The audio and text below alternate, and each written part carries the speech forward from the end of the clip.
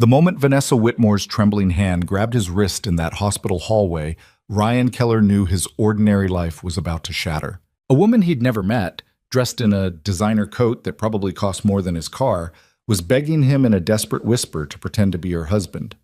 Behind her, a man in an expensive suit was approaching with predatory focus. Ryan had 30 seconds to decide. Walk away from this clearly insane situation, or lie to a complete stranger who looked like she was about to collapse from fear. He chose wrong. Or maybe he chose right. Either way, nothing would ever be the same. If you want to see how a desperate lie between two strangers becomes something neither of them expected, stay until the end. And hit that like button and drop a comment with your city so I can see how far this story travels. The fluorescent lights in St. Catherine's Hospital emergency wing hummed with the kind of persistent drone that made everything feel unreal. Ryan Keller sat in a plastic chair that was simultaneously too hard and somehow sticky, staring at the scuffed linoleum tiles between his boots. His hands were shaking. He'd been trying to stop them for the past 40 minutes, but they wouldn't cooperate. The doctor had said the word biopsy 3 times during their consultation. Ryan had nodded like he understood, like he was the kind of person who could process medical terminology when his entire world was potentially ending. But all he'd really heard was the subtext. You might have cancer. You might leave your daughter alone. Emma was 6 years old, with missing front teeth and a stuffed rabbit named Mr. Hopscotch that went everywhere with her. She'd already lost her mother 3 years ago when a drunk driver ran a red light on a Tuesday afternoon. Ryan had been at work when he got the call. He'd been rotating tires. He remembered that detail with perfect clarity. The smell of rubber, the hydraulic hiss of the lift, the way his phone had buzzed in his back pocket. Now he sat in this hallway, waiting for test results that would determine whether Emma would lose her only remaining parent before she turned 7. His phone buzzed. A text from his neighbor, Mrs. Chen, who was watching Emma tonight. She's asleep. Don't worry about rushing back. Praying for you. Ryan typed back a quick thanks and shoved the phone in his jacket pocket.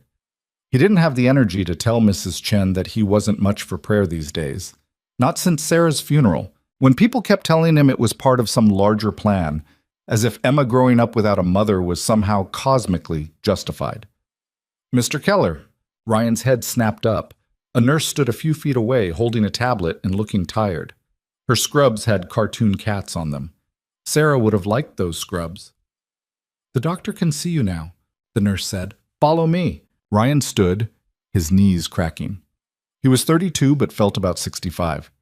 3 years of single parenting while working 50-hour weeks at Mike's Auto Repair would do that to a person. He followed the nurse down the corridor, past rooms where other people were living through their own private catastrophes. The examination room was small and cold.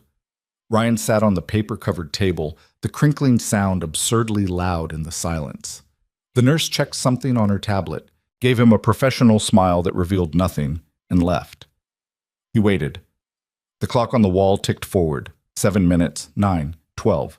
Ryan pulled out his phone and looked at his lock screen, a photo of Emma from last weekend at the park. She was upside down on the monkey bars, grinning like gravity was a suggestion rather than a law. He'd taken the picture right before she'd slipped and scraped both knees, then cried for exactly 90 seconds before spotting a dog and forgetting all about her injuries. Kids were resilient like that.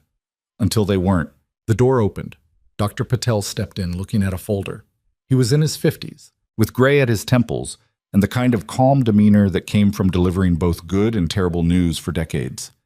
Mr. Keller, Dr. Patel said, closing the door. Thank you for waiting. Ryan couldn't speak. His throat had closed up entirely. Dr. Patel sat down on the rolling stool and looked directly at Ryan. I have good news. The relief hit Ryan so hard he actually swayed. He gripped the edge of the examination table. The mass we were concerned about is benign, Dr. Patel continued. It's a lipoma, essentially a fatty tissue growth, completely harmless.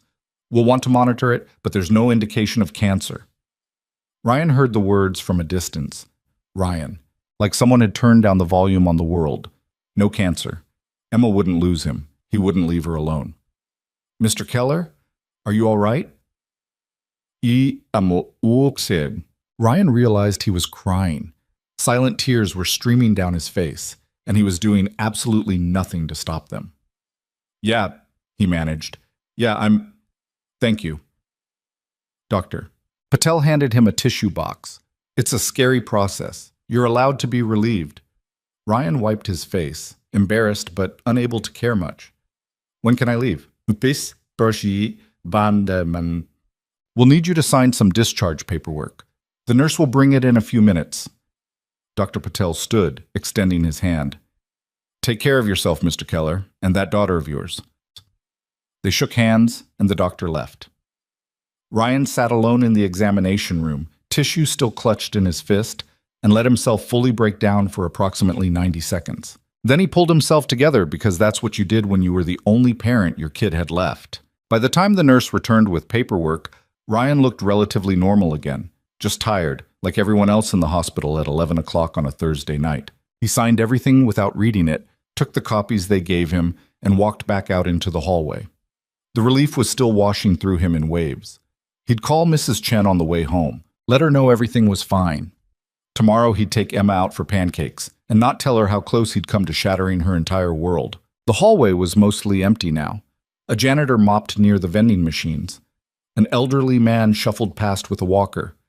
And near the elevator bay, a woman in an expensive-looking charcoal coat was standing very still, staring at her phone like it had just delivered catastrophic news.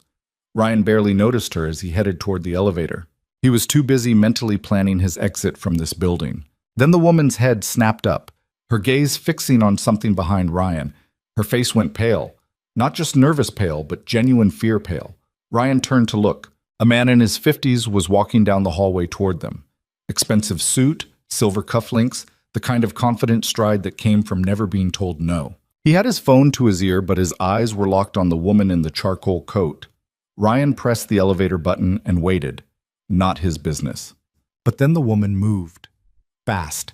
She closed the distance between them in 3 steps, grabbed Ryan's wrist with surprising strength, and looked directly into his eyes with an expression of pure desperation. "Please," she whispered, "I need you to pretend to be my husband." Ryan stared at her. She was younger than he'd initially thought, maybe 30, with dark hair pulled back in a ponytail, and the kind of bone structure that belonged in magazines. Even terrified, she was striking, but more importantly, she was clearly out of her mind. "What?"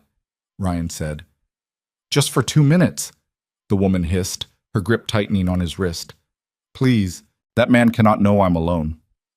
The man in the suit was getting closer, 20 feet away now. 15. Ryan's brain was screaming at him to pull away, say no, get in the elevator, and leave this bizarre situation immediately. But something in the woman's eyes stopped him. Real fear. The kind he'd seen in the mirror 3 years ago when the hospital chaplain had walked into the waiting room to tell him Sarah hadn't made it. "Vanessa!" the man called out, his voice carrying that fake warmth powerful people used when they wanted something. "What a surprise running into you here. The woman, Vanessa, didn't let go of Ryan's wrist. If anything, she moved closer to him.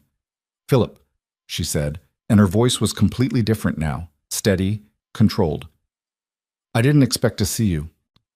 Philip stopped a few feet away, his eyes moving from Vanessa to Ryan and back again. Something calculating flickered across his face. "I was visiting my mother. She had hip surgery this afternoon." His gaze settled on Ryan. "And you are?" This was Ryan's chance to end this insanity, to say, "I have no idea who this woman is," and walk away. Instead, he heard himself say, "Ryan, I'm Vanessa's husband." Vanessa's hand relaxed slightly on his wrist, but she didn't let go. "Ryan came to pick me up," she said smoothly. "Late appointment." Philip's smile didn't reach his eyes. "Husband? That's news to me. I thought you were resolutely single, Vanessa. You've certainly never mentioned a husband at any board meeting." "We keep our personal life private," Vanessa said. There was an edge to her voice now, something sharp beneath the professional veneer. "How modern of you," Philip said. He extended his hand toward Ryan. "Philip Torrance. I'm on the board of Vanessa's company, Whitmore Industries." Ryan shook his hand, feeling completely out of his depth. Whitmore Industries. He'd heard of them. They did something with tech and manufacturing, had buildings downtown with their logo on the side. This woman wasn't just rich. She was rich, rich. "Nice to meet you, Ryan." Ryan said, because what else was there to say? Philip's handshake was exactly as aggressive as Ryan expected. So where did you two meet? I'm always curious about these origin stories. Vanessa answered before Ryan could fumble through a lie. At a charity event 3 years ago. Very boring story. 3 years? Philip's eyebrows rose. And you've kept it quiet this entire time? Like I said, we value our privacy. The tension in the hallway was thick enough to cut. Ryan had no idea what was happening, but he knew enough to recognize predator and prey when he saw them. Philip was circling, looking for weakness. Vanessa was deflecting. Well, Philip said finally, I'd love to hear more about this mysterious marriage sometime. Perhaps at the next board meeting? He glanced at his watch. Rolex, Ryan noted automatically. I should get back to my mother. Lovely running into you both.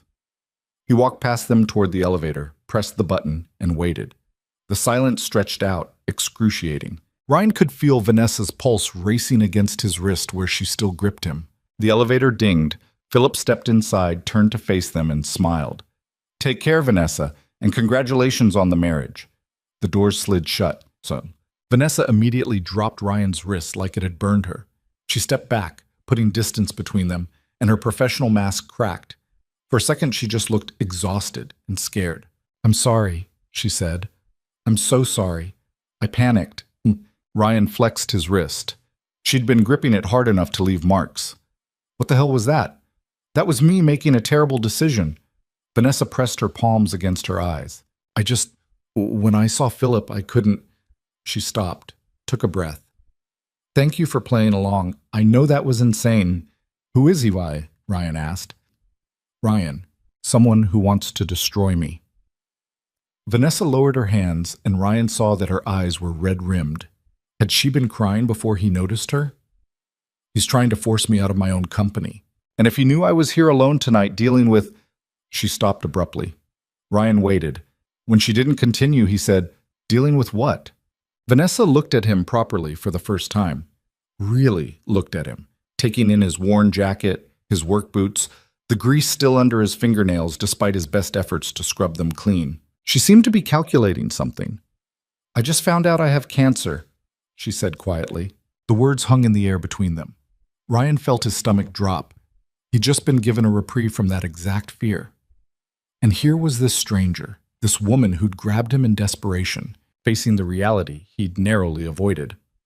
I'm sorry, Ryan said, and meant it. Vanessa nodded. Early stage, treatable. But if Philip finds out, if the board finds out, they'll use it against me. They'll say I'm unstable, unfit to lead the company. Her laugh was bitter. Which is probably why Philip is here tonight. Someone must have tipped him off that I was getting medical tests done. That's... Ryan searched for an adequate word. Messed up. That's corporate politics. Vanessa pulled her coat tighter around herself. Look, I'm sorry I dragged you into this. You can forget this whole thing happened. I'll handle Philip. The elevator dinged again. A young couple stepped out, laughing about something, oblivious to the tension in the hallway. They walked past, heading toward the maternity ward. Ryan should leave. Should press the elevator button, go home, hug Emma, and forget this entire bizarre encounter. This woman's problems weren't his problems. He had enough of his own, but he kept thinking about how her hand had shaken when she grabbed his wrist, how Philip had looked at her like she was prey. He believed it, Ryan heard himself say. Vanessa looked up. What? Philip? He believed the husband thing. You saw his face. He was suspicious, but he believed it. So maybe that buys you time. Ryan didn't know where the words were coming from. If he thinks you have a husband, maybe he backs off. Maybe it makes you look more stable. Vanessa stared at him like he'd suggested they rob a bank. Are you suggesting we continue this lie? I'm suggesting you just told a powerful enemy that you're married. If you show up at your next board meeting and that turns out to be false, what happens? Vanessa was quiet for a moment. It looks like I panicked and lied, which makes me look weak. Right. So you're proposing what exactly? That we pretend to be married? Ryan shrugged, feeling completely insane. For a few days, until you figure out how to handle Philip and your board. Then we stage a quiet breakup and you move on. That's absurd. Probably. You don't even know me. Yeah. No, Ryan agreed, but I know what it's like to feel like you're drowning, and nobody's going to help you. Vanessa studied him, and Ryan could practically see her mind working through scenarios, calculating risks. This was a woman who made decisions for a living, big ones. Why would you help me? She asked finally. Ryan thought about it. The honest answer was complicated. Something about Sarah's death, about being powerless, about the relief he'd felt 20 minutes ago when Dr. Patel said benign, something about recognizing that same fear in someone else's eyes. I don't know, he said instead. But I just found out I don't have cancer, so I'm feeling charitable. Vanessa's expression shifted. Surprise, then something that might have been the beginning of hope. You were here for test results? Yeah. And they were good? Yeah. They stood there in the hospital hallway, two strangers whose lives had collided in the strangest possible way. The janitor had moved on to mopping a different section of floor. Someone's phone was ringing in one of the rooms. The hospital kept operating, indifferent to the bizarre negotiation happening near the elevators. This is crazy, Vanessa said. Completely. If anyone finds out, they won't. You don't know that. No, Ryan admitted, but I'm guessing you didn't get where you are by playing it safe. Vanessa almost smiled. Almost. You have no idea what you'd be getting into. My world, it's not normal. There are photographers, journalists, people who make it their business to dig into every aspect of my life. I fix cars for a living. I'm not exactly high profile, thus. You would be, the moment you're seen with me. Vanessa pulled out her phone, typed something quickly, and showed him the screen.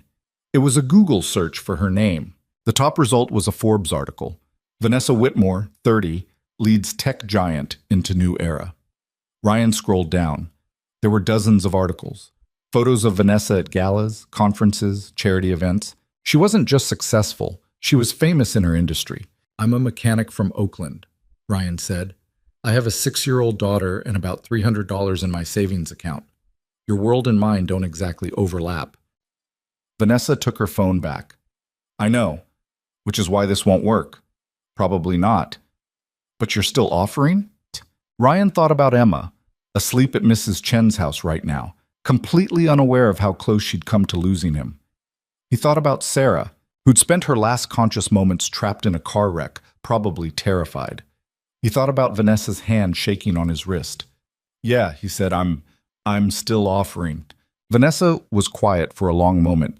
Then she said, I would need you to come to a company event tomorrow night. There's a charity gala.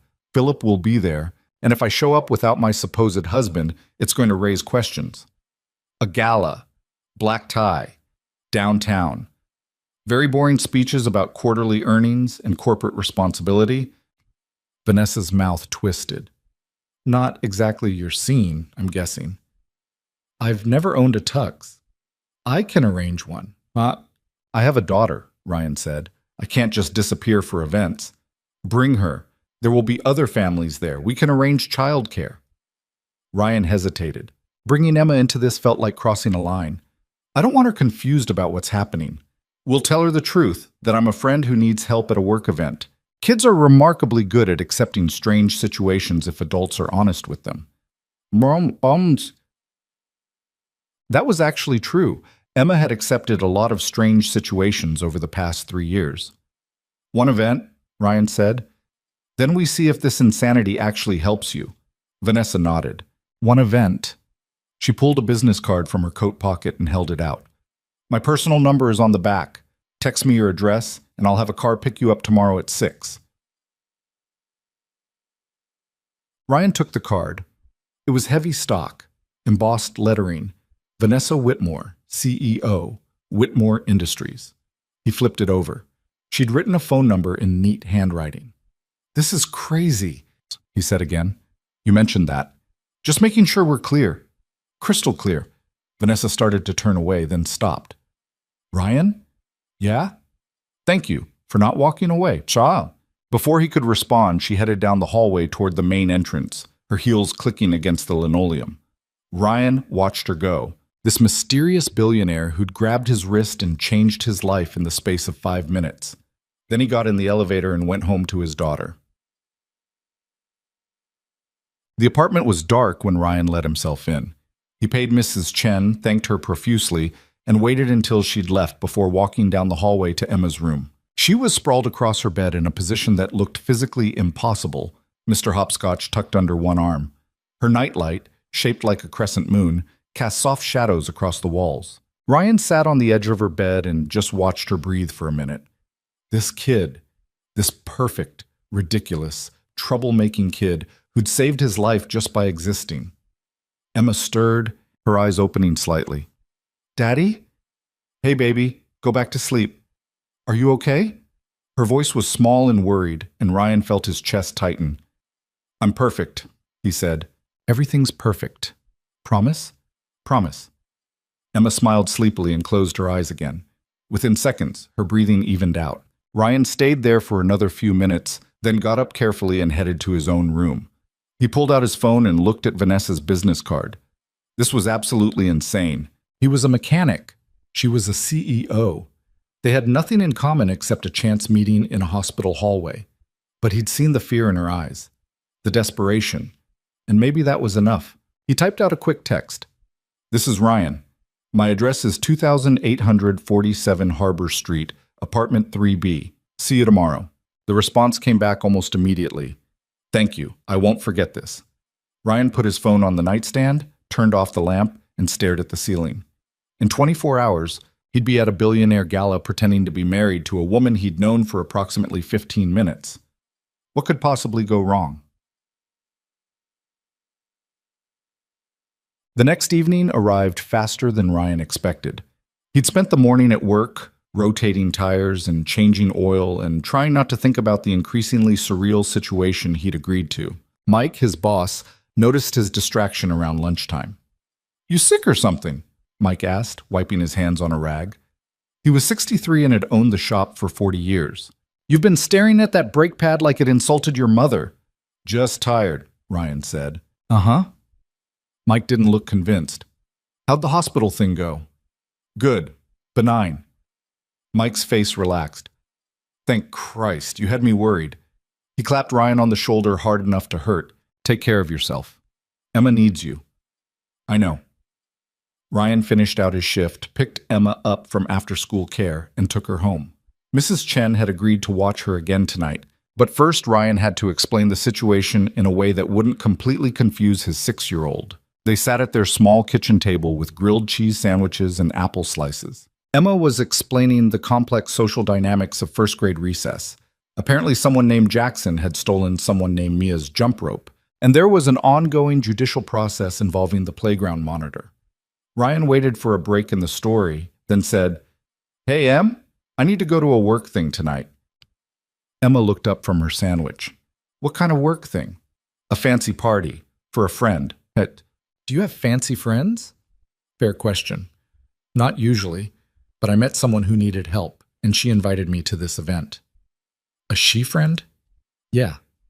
Emma considered this. "Like a girlfriend?" "No," Ryan said quickly. "Not like that. Just someone I'm helping out."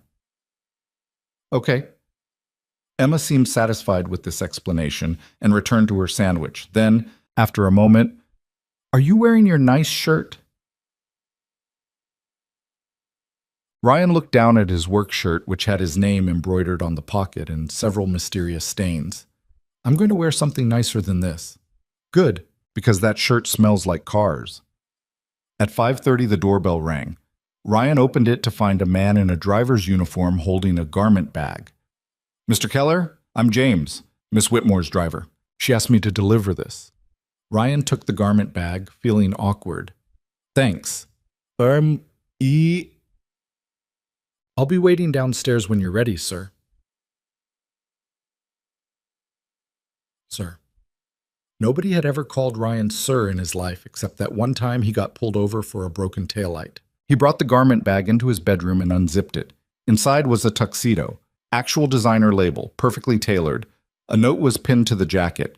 "Had my assistant guess your measurements. Hope it fits. V." Ryan tried it on. It fit perfectly, which was somehow more unsettling than if it had been wrong. He looked at himself in the bathroom mirror and barely recognized the person staring back. Emma appeared in the doorway, eyes wide. Whoa, too much? You look like James Bond. I feel like an imposter.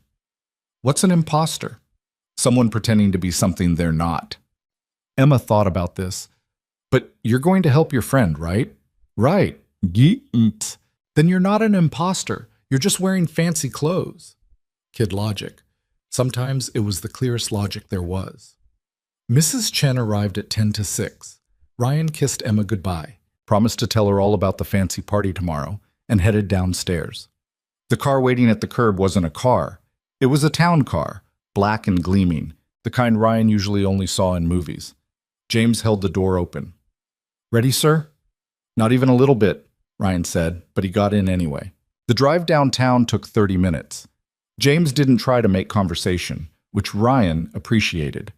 He spent the time looking out the window, watching his familiar city transform into the polished, expensive district where buildings had doormen and restaurants didn't list prices on their menus. They pulled up in front of the Meridian Hotel. A red carpet stretched from the curb to the entrance, and people in evening wear were flowing inside. Photographers lined the sides, cameras flashing. Ryan's stomach dropped. "There are photographers." "Yes, sir. Ms. Whitmore mentioned you might be uncomfortable." She suggested entering through the side entrance. "There's a side entrance?" There's always a side entrance."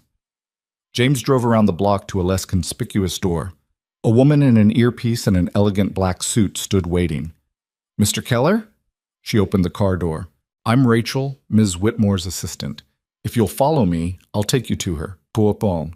Ryan followed Rachel through a service corridor that was significantly less glamorous than the front entrance. They took an elevator up 3 floors, walked down another hallway, and stopped outside a door marked private. Rachel knocked twice, then opened it. Vanessa was standing near the window, looking out at the city. She turned when they entered, and Ryan forgot how to breathe for a second. She was wearing a floor-length black dress that was somehow both elegant and intimidating. Her hair was down, falling in dark waves over her shoulders. She looked like she belonged in this world of wealth and power. She also looked terrified. "Ryan," she said, relief flooding her face. "You came. I said I would." "I know, but I thought you might come to your senses." "Still time for that," Ryan said, which made her smile slightly. Rachel cleared her throat. "I'll give you 2 a moment. Ms. Whitmore, you're expected in the ballroom in 10 minutes. She left, closing the door behind her. Ryan and Vanessa looked at each other. "Nice dress," Ryan said because his brain had apparently stopped functioning. "Nice tux," Vanessa replied. "It fits." "Your assistant is good at guessing." She's good at everything. It's why I pay her an obscene amount of money."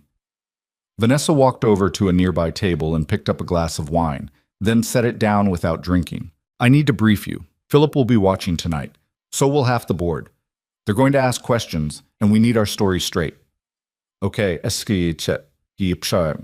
we met 3 years ago at a charity auction. Got married 6 months later in a small ceremony, just immediate family. We've kept it quiet because I didn't want my personal life to become a media circus." "Why would I agree to that?" Ryan asked. Vanessa blinked.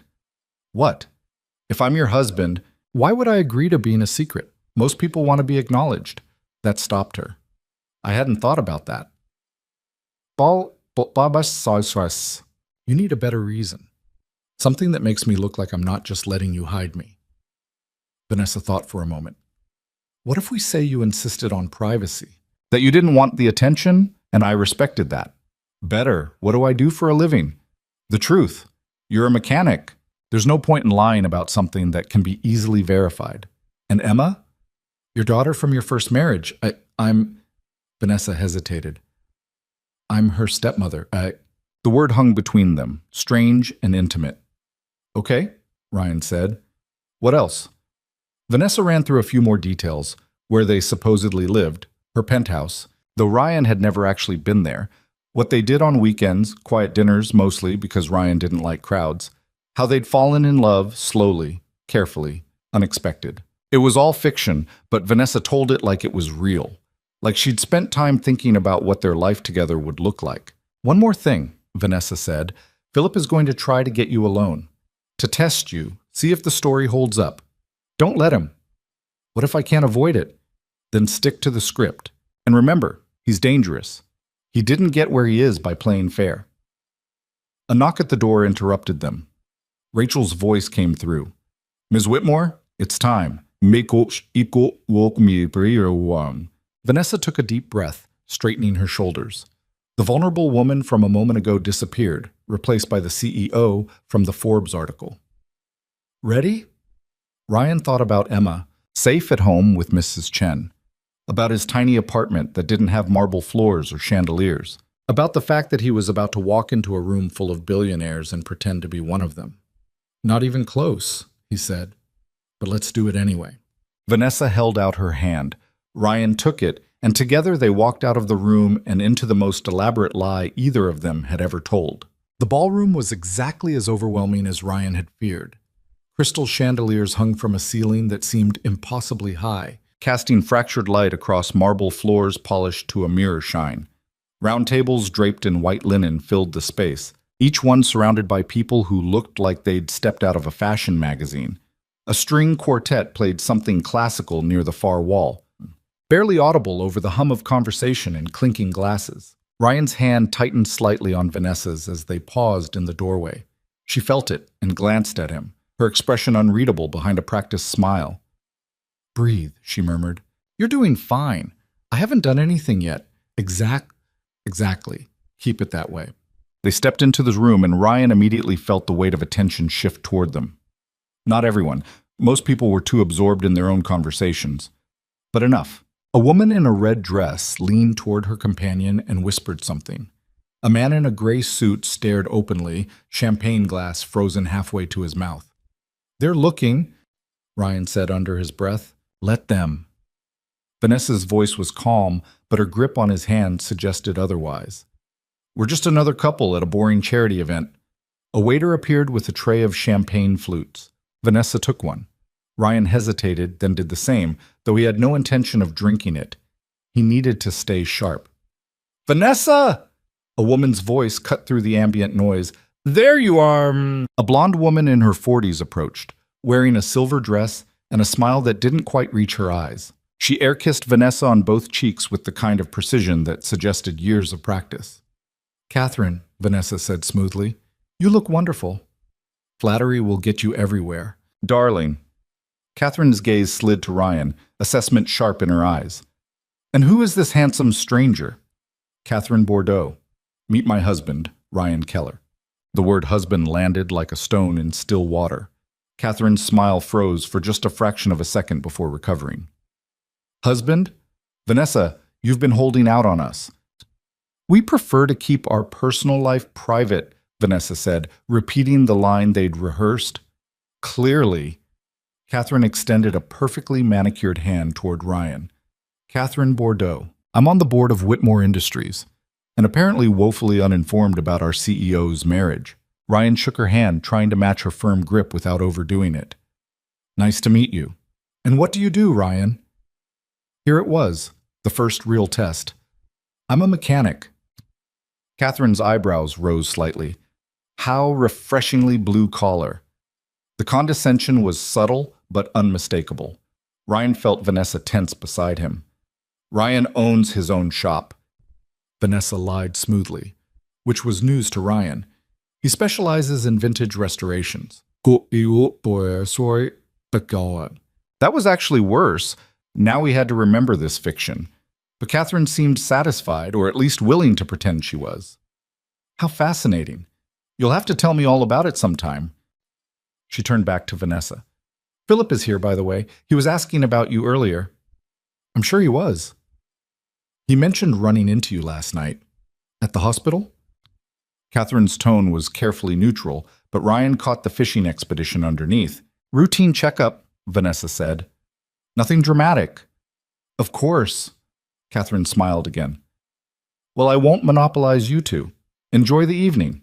She glided away, and Ryan watched her stop at another cluster of well-dressed people. Within seconds, she was leaning in, whispering.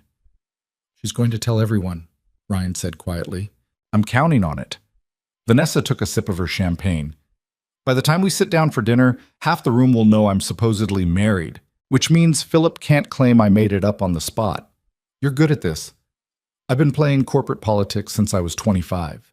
You learn fast or you drown." They moved deeper into the ballroom, stopping occasionally when someone intercepted them. Vanessa made introductions: board members, investors, department heads whose names Ryan immediately forgot. Each conversation followed the same pattern: surprise at Ryan's existence, thinly veiled curiosity about how a mechanic had ended up married to Vanessa Whitmore, and carefully worded questions that were really attempts to dig for information. Ryan stuck to the script. They'd met at a charity auction, fell in love slowly, got married quietly. It was all very boring and romantic and completely unverifiable, which was the point. After the fifth introduction, Ryan's face hurt from maintaining a pleasant expression. He wasn't built for this kind of performance. Give him an engine to rebuild, and he could work for hours without breaking a sweat. But this, smiling at strangers who looked at him like he was a zoo exhibit, was exhausting. "You're doing great," Vanessa murmured as they finally found a moment of relative privacy near one of the floor-to-ceiling windows overlooking the city. "I feel like a fraud." "Join the club." Ryan looked at her. "You feel like a fraud? You're the CEO. It doesn't mean I belong here." Vanessa stared out at the skyline, her expression briefly unguarded. "Half these people think I'm too young. The other half think I'm too aggressive. And all of them are waiting for me to fail so they can say they knew it all along." "Then why do it?" "Because my father built this company from nothing, and when he died, he left it to me. And I'm not about to let people like Philip Torrance destroy his legacy just because they think a woman can't run a tech firm." The bitterness in her voice was sharp enough to cut. Ryan wanted to say something supportive, but before he could, a familiar voice interrupted. "Vanessa," and the mysterious husband. Philip Torrance appeared beside them, drink in hand, smile predatory. He was wearing a different suit than last night, but the same expression, calculated friendliness masking something colder underneath. "Philip," Vanessa said, her voice cooling several degrees, "I've been hearing fascinating things about you all evening, Ryan." Philip's gaze was direct, challenging. "Apparently you're a man of mystery." "Not really," Ryan said. "Pretty straightforward, actually." "Funny how no one at this event has ever heard of you. I asked around." "That's because we keep our marriage private," Vanessa said sharply. "As I explained last night, Mom." "So you did." Philip swirled his drink, ice clinking against glass. "Still, it's unusual. Vanessa, you're not exactly known for your secrecy. You're on the cover of magazines. You give keynote speeches. But somehow you managed to get married without a single photograph surfacing? We were careful. Clearly." Philip turned his attention back to Ryan. "So, Ryan, vintage restorations, is it? What's your specialty? Corvettes? Mustangs?" Ryan's mind raced. He didn't specialize in anything because he didn't own a shop, but Philip was watching him like a hawk, waiting for him to stumble. "Pre-war European," Ryan said, pulling from a conversation he'd once had with a customer. "Mostly British and Italian." Philip's eyebrows rose. "Really? That's quite niche. That's the point. And business is good? Good enough. Where's your shop located?" "Oh." Ryan felt the trap closing. If he named a real location, Philip could verify it. If he made something up, same problem. Vanessa stepped in smoothly. "Ryan's been working from private garage space while we look for a permanent location. The Bay Area real estate market is ridiculous right now." "Isn't it, though?" Philip didn't look convinced, but he also didn't push harder. Instead, he glanced at Vanessa. "I heard you were at the hospital last night. Everything all right?" "Fine. Routine checkup." "Glad to hear it. We need you healthy, Vanessa. The company needs you healthy." The emphasis on the word was deliberate, especially with the Apex merger coming up. A lot of pressure on your shoulders. "Nothing I can't handle." "I'm sure." Philip's smile was thin. "Though if you ever need to step back, take time for yourself, I hope you know the board would support you. We'd make sure the company stayed on track." Translation: they were ready to push her out the moment she showed weakness. "That's very kind," Vanessa said, her tone making it clear it was anything but. "But I'm not going anywhere." "Of course not." Philip finished his drink and set the empty glass on a passing waiter's tray. "Enjoy your evening. Ryan, pleasure seeing you again." He walked away, and Ryan felt like he'd just survived round 2 of an interrogation. "He knows something's off," Ryan said quietly. "He suspects. That's different." Vanessa's jaw was tight. "But he can't prove anything. Not yet." "What happens when he tries?" "We deal with it." A chime sounded through the ballroom, and a voice over the speakers announced that dinner would be served shortly. The crowd began moving toward their assigned tables, conversation shifting to logistics and seating arrangements. Vanessa checked her phone. "We're at table 4, with Philip, unfortunately, and several other board members." "Great. It gets better. There's going to be speeches, long, boring speeches about quarterly earnings and charitable contributions. You'll want to fake your own death by the second one." Looking forward to it. They found their table near the center of the room. Name cards marked each seat. Ryan was between Vanessa and an older woman whose card read Dr. Helen Marks. Philip sat directly across from them, because of course he did. The other seats filled quickly. Catherine Bordeaux appeared, along with 2 men in their 50s who introduced themselves as board members. Everyone smiled. Everyone was polite.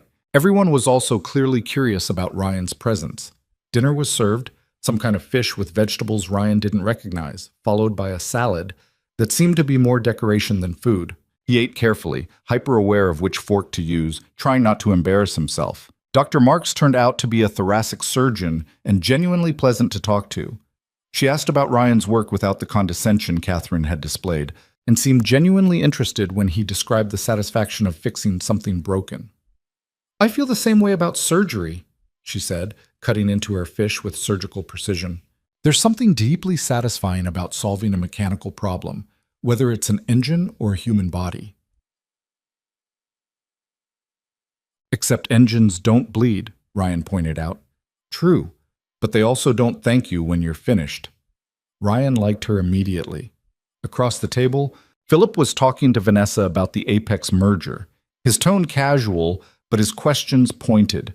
Ryan caught fragments of the conversation: stock prices, shareholder concerns, timeline issues. Vanessa answered each question with practiced ease, never revealing more than necessary. "You're handling him well," Dr. Marks said quietly, noticing Ryan's attention. "Vanessa?" "Philip. He's trying to find cracks in your story." Ryan looked at her. "You know about that?" "I'm observant, and I've known Vanessa since she was 26 and terrified of her first board meeting." Dr. Marks smiled. "She's come a long way, but she's also never mentioned a husband until today, which tells me something interesting is happening." Ryan didn't know what to say. Dr. Marks seemed to sense his discomfort and patted his hand. "Relax. I'm not going to interrogate you. If Vanessa trusts you enough to bring you here, that's good enough for me." She paused. "Just take care of her. She acts tough, but she's carrying more than anyone should have to." Before Ryan could respond, the speeches started. The MC, some local news personality, took the microphone and began thanking sponsors and donors. Then came the CEO of the charity they were supposedly supporting, followed by a board member giving an update on Whitmore Industries' quarterly performance. 20 minutes in, Ryan understood why Vanessa had warned him. The speeches were aggressively boring, full of corporate jargon and self-congratulation. He caught himself zoning out multiple times, his attention drifting to the chandelier overhead. Then Philip stood to speak, and Ryan's focus snapped back. "Good evening, everyone," Philip began, his voice carrying easily across the ballroom. "I want to take a moment to talk about leadership, about what it means to guide a company through challenging times." Ryan felt Vanessa go still beside him. Philip continued, his tone measured and reasonable. "At Whitmore Industries, we're facing a critical juncture. The Apex merger represents our biggest opportunity in a decade, but it also requires steady hands at the helm, leadership that's focused, undistracted, and fully committed." He paused, letting the words settle. Several people at nearby tables shifted uncomfortably. "I have complete faith in our CEO," Philip said, looking directly at Vanessa. "But I also believe in transparency, in ensuring that our leadership team has the support and stability they need to succeed, which is why I'm proposing that the board conduct a comprehensive review of our executive structure before finalizing the merger." Translation: He wanted to investigate whether Vanessa was fit to remain CEO. The room had gone very quiet. People were watching Vanessa, waiting for her reaction. She didn't give them one. Her expression remained neutral, almost bored. But under the table, her hand found Ryan's and squeezed hard enough to hurt. Philip finished his speech with a few platitudes about corporate responsibility and sat down to polite applause. The MC quickly moved on to the next speaker, but the damage was done. Everyone was talking in hushed voices, speculation spreading like wildfire. "He just declared war," Ryan said quietly. "He's been at war," Vanessa corrected. "He just made it public." "What are you going to do?" "Win." The rest of the dinner passed in a blur. More speeches, more courses of elaborate food, more conversation that Ryan only half followed. His attention was on Vanessa, watching her maintain perfect composure even as her entire professional world tilted sideways. Finally, mercifully, the event began to wind down. People started leaving, heading toward the exits in clusters. Vanessa stood, smoothing her dress, and Ryan followed her lead. They made it about 20 feet before Catherine intercepted them again. "Vanessa, darling, that was quite the speech Philip gave, wasn't it? You're not concerned about Philip grandstanding?" "Not particularly." Catherine's smile was sharp. "He has support, you know, on the board. More than you might think." "Does he have yours?" The question hung between them, direct and challenging. Catherine's smile didn't waver, but something cold flickered in her eyes. "I support what's best for the company," she said carefully. "As we all should." "Of course." Catherine's gaze shifted to Ryan. "I hope you're prepared for what's coming. Being married to Vanessa isn't going to be the quiet, private life you're used to. Not anymore." Before Ryan could respond, she walked away, leaving the implicit threat hanging in the air. "She knows," Ryan said. "She suspects, like Philip." Vanessa started walking toward the exit, her pace just slightly too fast. "Let's get out of here." They made their way through the thinning crowd, declining several attempts at further conversation. Rachel was waiting near the side entrance with Ryan's coat. "The car's ready whenever you are, Ms. Whitmore." "Thank you, Rachel." James drove them away from the Meridian in silence. Ryan watched the city pass by the window, processing the evening's events. What he'd thought would be a simple favor, showing up, playing the part, going home, had turned into something much more complicated. "I'm sorry," Vanessa said finally. "I shouldn't have dragged you into this. Little late now. I can still fix it. We can stage a breakup. Say it didn't work out. You go back to your life, and I deal with Philip on my own." Ryan thought about that. About going back to his quiet apartment, his simple routines, his uncomplicated existence. It would be easy, safe. But he also thought about the way Philip had looked at Vanessa. Like she was prey. The way Catherine had delivered her veiled threats. The way Vanessa's hand had shaken under the table during Philip's speech. "What's the Apex merger?" Ryan asked instead. Vanessa glanced at him, surprised. "A technology acquisition. My father started the negotiations before he died. If it goes through, Whitmore Industries becomes one of the largest tech manufacturers on the West Coast. And if it doesn't? We stagnate, lose market share, eventually get swallowed by competitors." She paused. "Philip knows this. He's using the merger as leverage. If he can convince the board I'm not stable enough to handle it, they'll remove me and put someone else in charge." "Someone like him." "Exactly." The car pulled up in front of a building Ryan recognized from earlier, Vanessa's penthouse. James opened the door, and Vanessa stepped out, then turned back to Ryan. "Thank you for tonight. I know it was terrible." "It wasn't that bad." "You're a terrible liar." Ryan smiled despite himself. "Yeah, I am." Vanessa hesitated, then said, "The board review Philip mentioned, it's going to happen, which means they're going to investigate everything about my life, including my supposed marriage." "Meaning they're going to investigate me?" "Yes. And when they do, they'll find out you're not who I said you are. You don't own a restoration shop. You're not wealthy. You're just a mechanic from Oakland." I was going to say a genuinely good person who got caught up in my disaster. Vanessa looked exhausted suddenly, her carefully maintained composure cracking. "So here's what I'm offering. I pay you. A lot. Enough to make this worth your while. You keep playing the part until the merger goes through, Then we quietly separate, and you walk away with enough money to never worry about Emma's future. Ryan stared at her. You're offering to pay me to be your fake husband? Yes. That's insane. I'm aware. And if I say no? Vanessa's expression hardened. Then I fight Philip alone and probably lose. He takes over the company, dismantles everything my father built, and sells it off piece by piece to line his pockets. She paused. But you go back to your normal life, which is what you should do. This isn't your fight. The smart move was obvious. Take the out. Walk away. Protect himself and Emma from whatever chaos was about to unfold. But Ryan kept thinking about something Dr. Marks had said. She's carrying more than anyone should have to. How much time do you need, Ryan asked. What? Until the merger closes. How long? 6 weeks. Maybe 8. And you really think this will help? Me pretending to be your husband? Oh, I think it gives me a fighting chance. Vanessa's voice was quiet. Philip's entire strategy is based on painting me as unstable and alone. If I have a husband, a stable home life, it undercuts his narrative. It's not much, but it might be enough. Ryan thought about Emma, about the questions she'd ask, about Mrs. Chen's inevitable curiosity, about his boss Mike raising his eyebrows when Ryan started disappearing for fancy events. He thought about his tiny apartment and his secondhand furniture and the fact that he'd been one medical scare away from financial ruin. He thought about Vanessa's hand shaking in the hospital hallway. I'm not taking your money, he said finally. Vanessa looked confused. Ryan, but I'll help you for 6 weeks. We do this properly. Convince everyone, including your board, that we're married.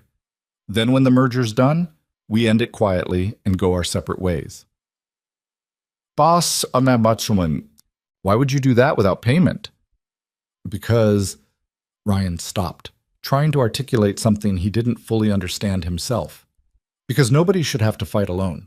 And because if our situations were reversed, I think you'd help me too. Vanessa stared at him for a long moment. You don't know that. No, but I'm choosing to believe it anyway. Something shifted in Vanessa's expression. Surprise, maybe, or gratitude, or something else Ryan couldn't quite name. You're either very kind or very stupid. Probably both. She almost smiled. This is going to get complicated. They'll want to see where we live, how we interact. Philip will be watching for any inconsistency. So we make it consistent. Bah, that means you and Emma moving into my penthouse. Actually living together. Ryan hadn't thought that far ahead. The idea of uprooting Emma, even temporarily, made him uneasy. I'll need to talk to her. Explain it in a way she'll understand. Of course. And ground rules. Emma doesn't get hurt by this. If she starts getting confused or upset, we stop immediately. Agreed. They stood there on the sidewalk, negotiating the terms of their bizarre arrangement while James waited patiently by the car. Okay, Ryan said finally. Let's do this. Vanessa extended her hand, formal and businesslike. Ryan shook it, and the deal was made. As James drove him home, Ryan called Mrs. Chen to let her know he was on his way. Then he sat in the back of the town car watching his city slide past and wondered what the hell he'd just agreed to. When he got home, Emma was still awake, curled up on the couch with Mr. Hopscotch and watching cartoons with Mrs. Chen. Daddy! She launched herself at him. How was the fancy party, Gem? Interesting, Ryan said, catching her. Really interesting. Mrs. Chen gathered her things and left with a knowing smile that suggested she suspected Ryan's work friend was more than he'd admitted.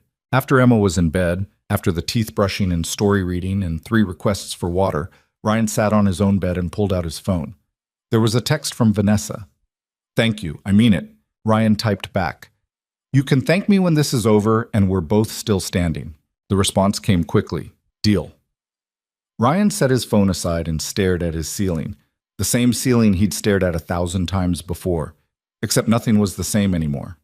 In 6 weeks, this would all be over. He'd help Vanessa save her company, they'd stage a quiet breakup, and his life would return to normal. Simple. Except Ryan had the distinct feeling that nothing about this situation was going to be simple. And as he finally fell asleep that night, he couldn't shake the memory of Vanessa's hand in his at that ballroom table, holding on like he was the only solid thing in her collapsing world. The conversation with Emma happened 3 days later, over breakfast at their kitchen table. Ryan had been rehearsing different versions in his head, trying to find the words that would make this bizarre situation sound normal to a 6-year-old. He still hadn't found them. Emma was working her way through a bowl of cereal, kicking her feet against the chair legs in a rhythm that was probably driving their downstairs neighbor crazy. Mr. Hopscotch sat propped against the sugar bowl, keeping watch. Ryan started, then stopped. Tried again. You know how I went to that fancy party the other night?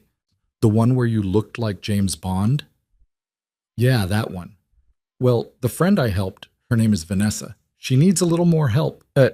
Emma looked up from her cereal, milk dripping from her spoon. What kind of help? She's having some trouble at work. Bad people are trying to take her company away from her, and I said we'd help her for a little while. How can we help? We don't know about companies. No, but we can be her family, pretend family, I mean, just for a few weeks. Emma's forehead wrinkled in confusion. I don't get it. But. Yet geese ban. Ryan tried a different approach. You know how sometimes you play pretend with your friends at school? Like you're a doctor or a superhero? Yeah, this is kind of like that. Vanessa needs us to pretend we're her family. So we're going to stay at her house for a little bit. And when people ask, we'll say, we're all living together. Like a sleepover? Exactly like a sleepover, a really long one. Emma considered this, swirling her spoon through the milk. Why does pretending we're her family help? That was the question, wasn't it? Ryan had asked himself the same thing about 100 times since the gala. Because the bad people at her work think she's all alone. And if she has a family, they can't hurt her as easily. Oh. Emma seemed to accept this explanation with the easy logic of childhood. Is her house nice?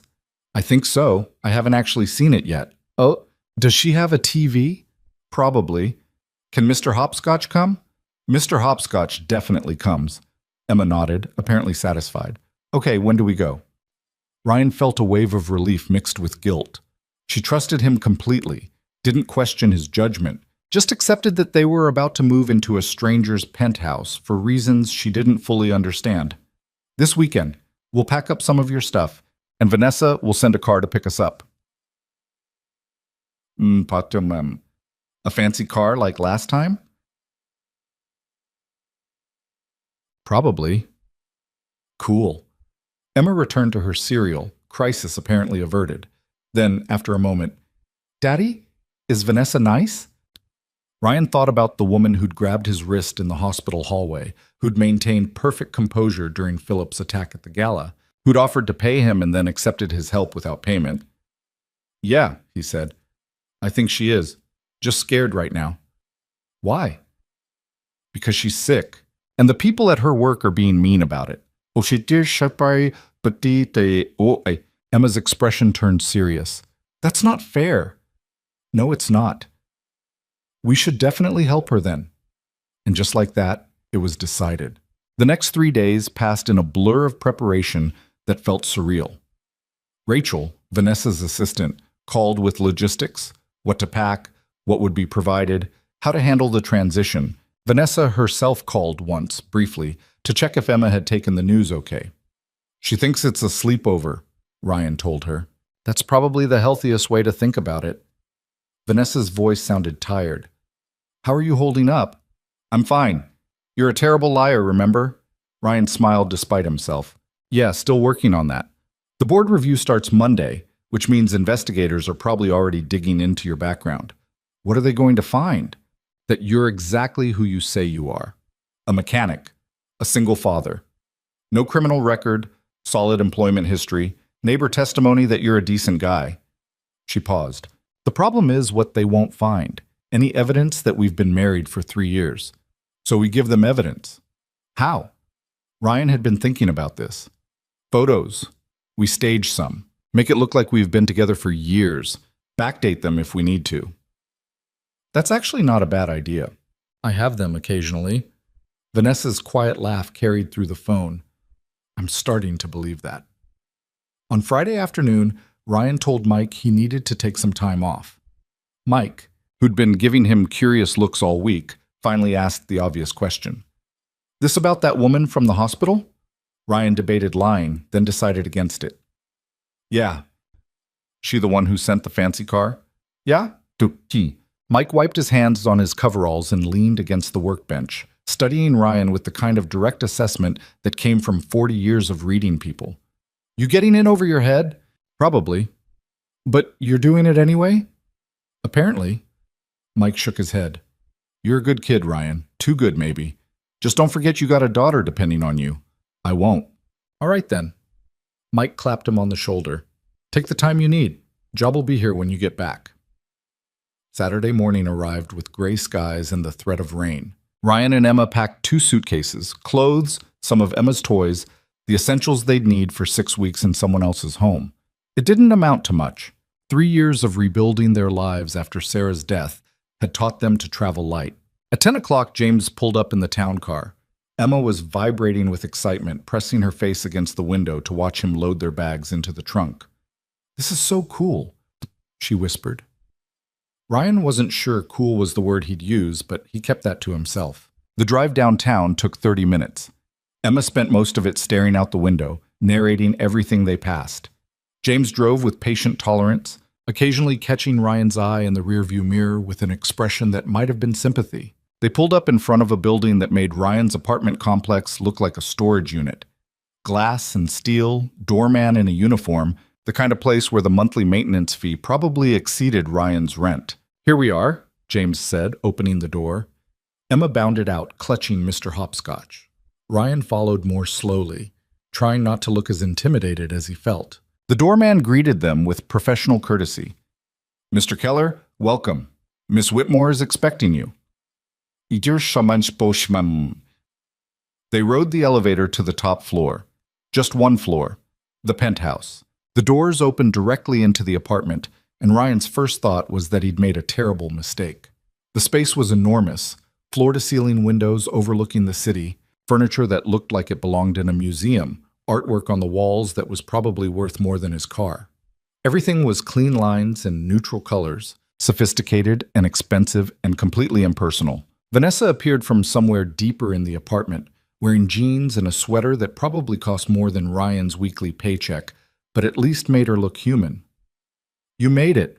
Your elevator opens into your apartment, Emma said, eyes wide. It does. Vanessa smiled, and it looked almost genuine. You must be Emma. You must be Vanessa. That's me. Vanessa crouched down to Emma's level. I'm really glad you're here. I could use the company. Emma looked at her seriously. My dad says you're sick. Ryan winced, but Vanessa didn't seem bothered. I am, but I'm getting better. That's good. Being sick is scary. It really is. Something passed across Vanessa's face, surprise, maybe, at Emma's directness. Would you like to see your room? I get my own room? Of course. Oh, Vanessa led them down a hallway, past more expensive art and furniture, to a bedroom that was easily twice the size of Emma's room at their apartment. There was a full bed, a desk, built-in bookshelves, and a window seat overlooking the city. Emma's mouth fell open. This is mine? For as long as you're here. Emma ran to the window seat and climbed up, pressing her face against the glass. Daddy, look! You can see everything! Ryan looked at Vanessa. This is too much. It's just been empty space. Might as well use it. She moved back toward the hallway. Your room is across the hall. I figured you'd want to be close. His room was similarly oversized, with a king bed and its own bathroom that featured heated floors and a shower with about 15 different settings. Ryan had never felt more out of place in his life. I know this is weird, Vanessa said from the doorway. That's an understatement, Isha. If it helps, I feel weird too. I haven't had anyone live here since I bought the place 4 years ago. Why not? Vanessa shrugged. Didn't see the point. I'm barely here anyway. I usually sleep in my office. That's depressing. That's dedication. No, it's depressing. Vanessa looked like she wanted to argue, then didn't. Maybe. But it kept the company alive after my father died, so I'm calling it a win. Emma appeared in the doorway, still clutching Mr. Hopscotch. Can we order pizza for lunch? Vanessa blinked. I don't think I've ever ordered pizza to this apartment. Then we definitely should. Emma said it with the kind of logic that was irrefutable. 20 minutes later, they were sitting in Vanessa's massive living room, eating pizza from paper plates because Vanessa's kitchen apparently didn't contain anything as pedestrian as regular dishes. Everything was either fine china or nothing. This is weird, Emma announced through a mouthful of pepperoni. Emma, manners, Ryan said automatically. But it is weird. This apartment is huge and nobody lives here, and there's no kid stuff anywhere. She wasn't wrong. Vanessa's home looked like a showroom, beautiful and sterile and completely devoid of personality. I'm not very good at the whole home decorating thing, Vanessa admitted. I hired someone to do it after I moved in, and I just kept what they picked. It looks like a hotel, Emma said. Emma? Ryan warned. No, she's right. Vanessa looked around her own living room like she was seeing it for the first time. It does look like a hotel. We could fix it, Emma offered. Make it look more like a home. How would we do that? Emma thought about it, chewing her pizza. Pictures and plants and stuff on the shelves that isn't just for show. Vanessa glanced at Ryan, something almost playful in her expression. She makes a compelling argument. She usually does. They spent the rest of the afternoon settling in. Emma unpacked her suitcase with enthusiasm, spreading her belongings around her new room until it looked marginally more lived in. Ryan unpacked more slowly, hyper-aware that he was placing his worn clothes in a closet next to Vanessa's designer wardrobe. Around 4 o'clock, Rachel arrived with a photographer. For the evidence, Bissam, Vanessa explained, we need photos that look like they were taken over the past 3 years. Bichi Bang. The photographer, a woman named Kim with pink streaks in her hair and the kind of casual competence Ryan appreciated, set up in the living room. Okay, so we're building a relationship timeline here. We need casual stuff, formal stuff, everyday moments, special occasions. She had them change clothes multiple times. Ryan in the tux from the gala, Vanessa in the black dress, posed like they were at a formal event. Then both in casual clothes, sitting on the couch like they were watching TV. Then in the kitchen, Vanessa pretending to cook while Ryan watched. You know I don't actually cook, right? Vanessa muttered. I'm shocked, Ryan said dryly. Emma thought the whole thing was hilarious. She kept photobombing shots, making faces in the background until Kim started including her on purpose. These are actually great, Kim said, reviewing the images on her camera. The kid makes it feel real. They spent 2 hours staging photographs. By the time Kim packed up her equipment, Ryan's face hurt from fake smiling and Vanessa looked exhausted. I'll have these edited and backdated by tomorrow, Kim promised. Social media posts, photo albums, the works. Anyone investigating will find a perfectly normal relationship timeline. After she left, Vanessa collapsed on the couch with the kind of bone-deep tiredness that went beyond physical. I hate this. Ryan sat in the chair across from her. Ryan sat in the... Emma had gone back to her room to play. Which part? Yes, but emotions. All of it. The line, the staging, the fact that I'm dragging you and your daughter into my disaster. We volunteered. That doesn't make it better. They sat in silence for a moment. Outside, the sun was setting, painting the city in shades of orange and pink. When do you start treatment? Ryan asked. Vanessa looked surprised. How did you know I'm starting treatment? You said early stage breast cancer. That usually means surgery or chemo or both. Surgery. Next Friday. She said it matter-of-factly, like she was discussing a business meeting. Lumpectomy followed by radiation. My oncologist says the prognosis is good. Are you scared? The question seemed to catch her off guard. Terrified, but I can't show it. Philip's waiting for any sign of weakness. You're allowed to be scared.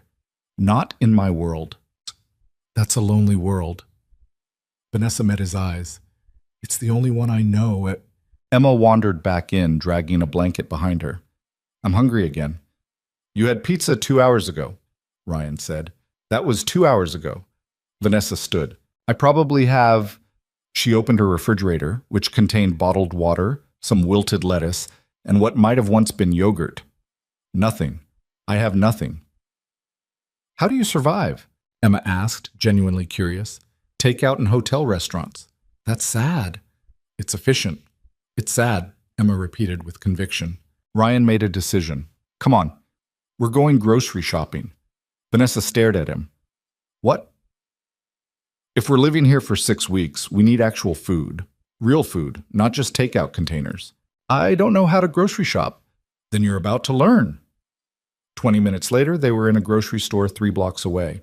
Vanessa looked as out of place as Ryan felt in her penthouse, staring at the produce section like it was a foreign country.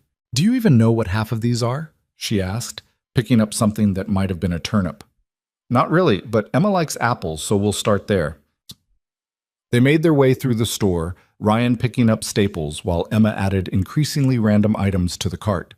Vanessa followed behind, clearly fascinated by the mundane normalcy of it all. When was the last time you did this? Ryan asked. College, maybe? I lived on ramen and energy drinks. She picked up a box of cereal, examining it like an artifact. My assistant usually handles all this, or I just eat at the office. That explains the depressing refrigerator. It's not depressing, it's minimalist. It's depressing. Emma held up a box of cookies shaped like animals. Can we get these? Vanessa looked at Ryan, clearly unsure of the protocol. He nodded, and Emma added them to the cart with a triumphant grin. At checkout, Vanessa pulled out a credit card. The cashier didn't even blink at the name on it, just ran it through and handed over the receipt. They loaded the bags into a taxi. Vanessa had insisted they couldn't walk 3 blocks carrying groceries, which Ryan found both hilarious and sad, and headed back to the penthouse. In the kitchen, Ryan started unpacking while Vanessa watched with apparent fascination. You actually know where things go. Dishes in cabinets, cold stuff in the fridge. It's not complicated. It feels complicated. Emma climbed onto one of the bar stools. You really never cook? Never. What about breakfast? Coffee from the machine. That's not breakfast. It's caffeine. That counts. Ryan shook his head. Tomorrow morning, I'm making actual breakfast. Eggs, toast, the works. I don't think I have pans. We'll find out. He did find pans, eventually, tucked away in a cabinet that looked like it had never been opened. They were pristine, probably came with the apartment, completely unused. That night, Ryan made pasta with jarred sauce because Vanessa's spice cabinet consisted of salt and something that might have been oregano in a previous life.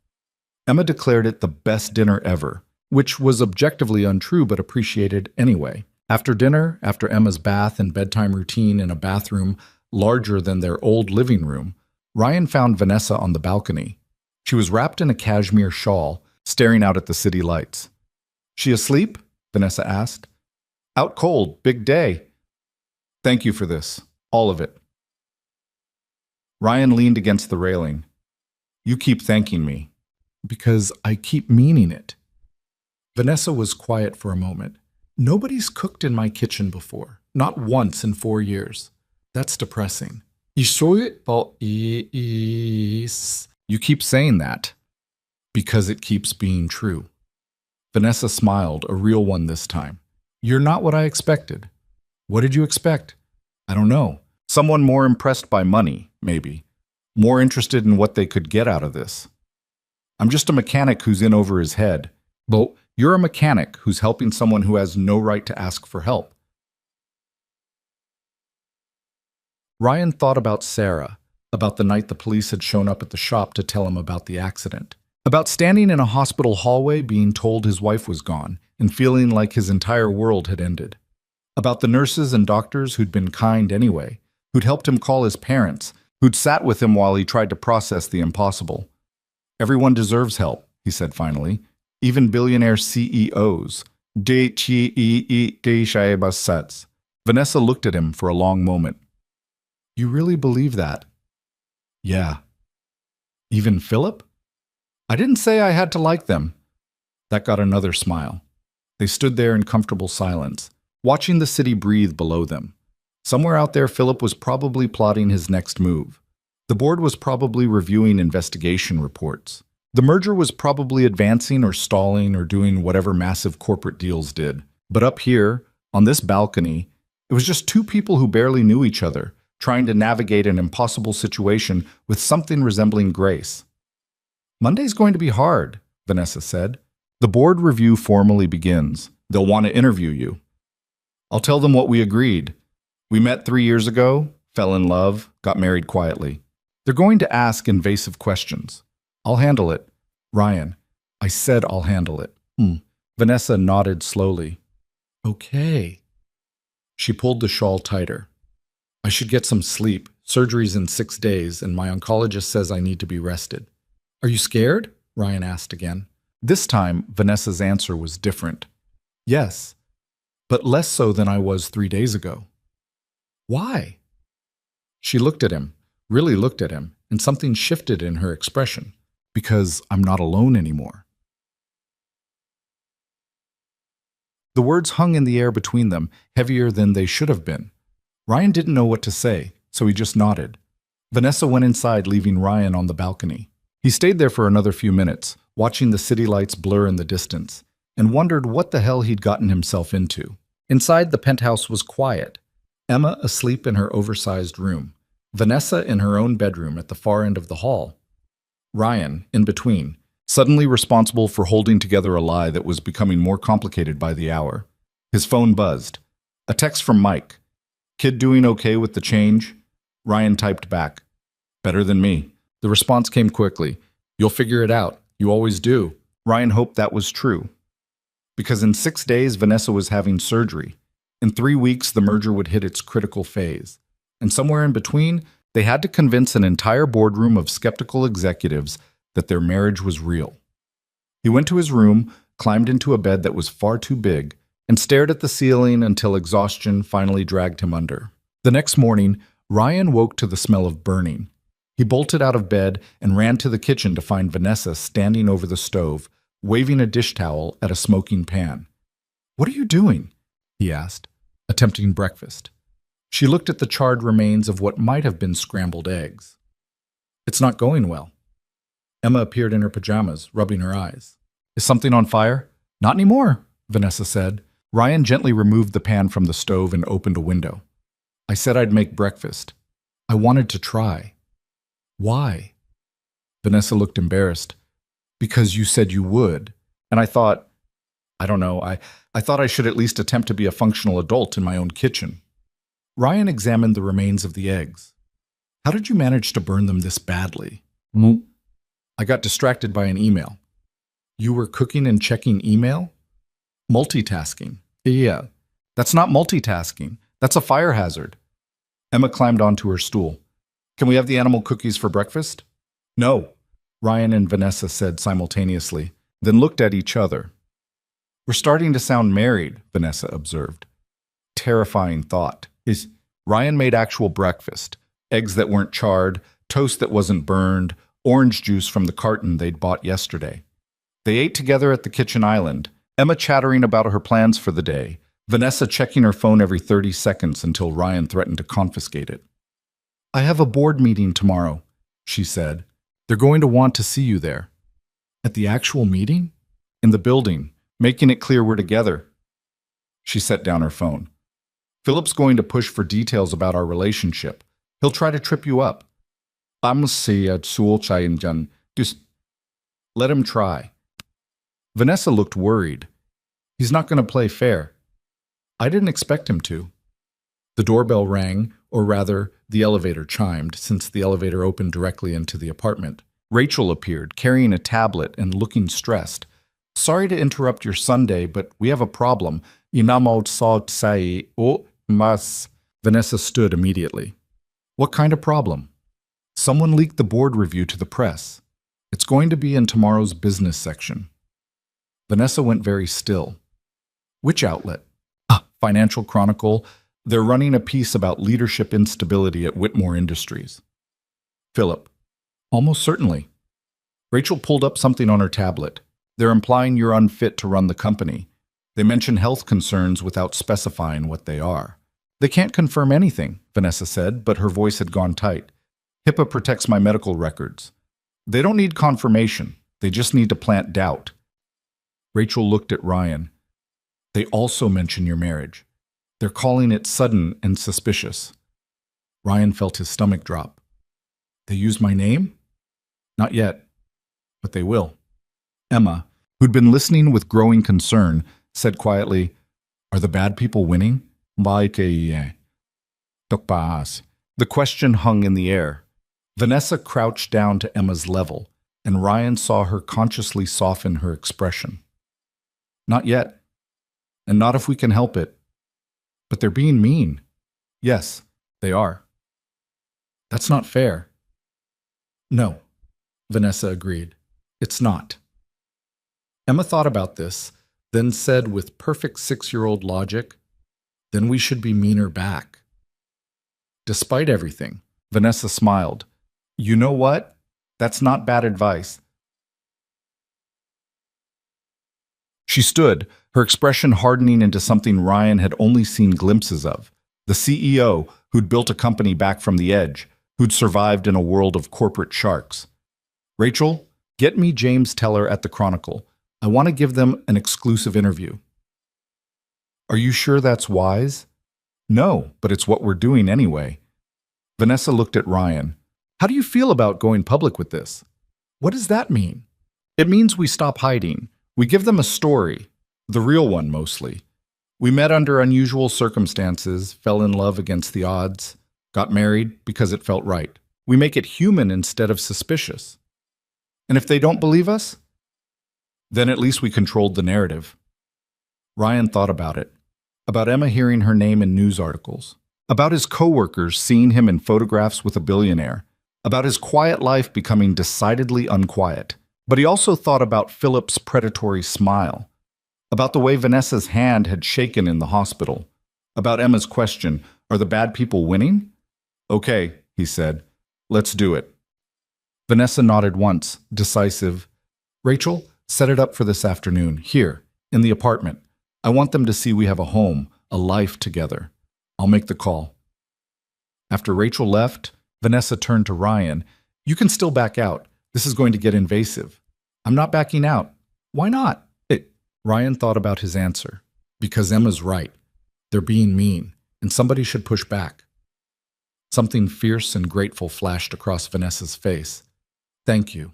The reporter from the Chronicle arrived at 3 o'clock, a woman in her 40s named Diana Morris, who had sharp eyes and a recorder that she placed carefully on the coffee table. She looked around the apartment with obvious interest, taking in the grocery bags still on the kitchen counter, Emma's toys scattered across the living room floor, the evidence of actual human habitation. So, she said, settling into her chair, tell me about how you two met. Vanessa and Ryan had spent the previous 2 hours rehearsing their story, making sure the details aligned. Now they told it together, trading sentences back and forth with the kind of easy rhythm that came from practice. They'd met at a charity auction. Ryan had been there doing pro bono repair work on vintage cars being auctioned. Vanessa had bid on one. They talked, exchanged numbers, started dating slowly, carefully, both of them carrying their own damage. What kind of damage? Diana asked. Ryan answered that one. I lost my wife 3 years ago. Car accident. I wasn't looking for anything serious. And you? Diana turned to Vanessa. I'd just taken over my father's company after his death. I wasn't looking for complications. But you found each other anyway. Eventually, Vanessa said. It took time. Diana asked about the wedding, about why they'd kept it secret, about how they balanced Ryan's working-class background with Vanessa's wealth. Ryan let Vanessa handle most of it, jumping in when the questions turned to Emma or daily logistics. Then Diana shifted gears. There are rumors about your health, Ms. Whitmore. Care to comment? Vanessa didn't flinch. I was recently diagnosed with early-stage breast cancer. I'm having surgery next week. Diana's expression shifted, surprise, then something that might have been respect. That's not public knowledge. It is now. Why disclose it? Well, because Philip Torrance and his allies are using my medical privacy against me. They're implying I'm unstable without saying why. Vanessa's voice was steady. So I'm taking away their leverage. Yes, I have cancer. Yes, I'm treating it. No, it doesn't make me unfit to run my company. Some would argue. Some would argue a lot of things. Vanessa leaned forward slightly. but the facts are these. Whitmore Industries stock is up 18% since I took over. We're in the middle of the largest merger in company history. Our employees have better benefits and higher retention rates than any of our competitors. I've done my job, and I've done it well, regardless of my health. Diana was writing furiously. And your marriage, how does that factor in? It doesn't, or it shouldn't. But since people are making it an issue, Vanessa reached over and took Ryan's hand, and he was struck by how natural the gesture felt now. Yes, we got married recently. Yes, it was fast. But when you've both lost people you love, you learn not to waste time. The interview continued for another 30 minutes. Diana asked about Emma, about Ryan's work, about how they made their unusual dynamic work. Through it all, Ryan kept thinking about Vanessa's hand in his, warm and steady, and how easy it was becoming to forget they were pretending. After Diana left, promising the article would run tomorrow with a positive angle, Vanessa collapsed on the couch. That was terrifying. You were great, Ryan said. I just disclosed my cancer diagnosis to a reporter. You took control of the story. Or I handed Philip more ammunition. Emma, who'd been remarkably patient during the interview, climbed onto the couch next to Vanessa. You were really brave. Vanessa looked surprised. Thank you. My dad says being brave means being scared, but doing it anyway. Your dad's smart. I know. Vanessa smiled, then winced slightly, her hand going to her chest. Ryan noticed immediately. You okay? Just tired. It's been a long day. You should rest. You've got surgery in less than a week. I have work. That can wait. Vanessa started to argue, then seemed to think better of it. Maybe you're right. She went to her room, leaving Ryan and Emma in the living room. Emma looked up at him with serious eyes. Is she really going to be okay? Yeah, baby. She's going to be fine. Promise? Ryan hesitated. He couldn't promise that. Nobody could. But Emma needed reassurance, and sometimes the truth took a back seat to comfort. I promise we'll do everything we can to help her. That seemed to satisfy Emma. She went back to her toys while Ryan cleaned up from the interview, his mind racing through everything that was about to happen. Tomorrow, the article would run. The board meeting would happen. Philip would make his move, whatever that was going to be. And in 6 days, Vanessa would go into surgery while Ryan waited in another hospital hallway, hoping for better news than he'd gotten the last time he'd sat in one. His phone buzzed, a text from Vanessa. Thank you for today? For all of this.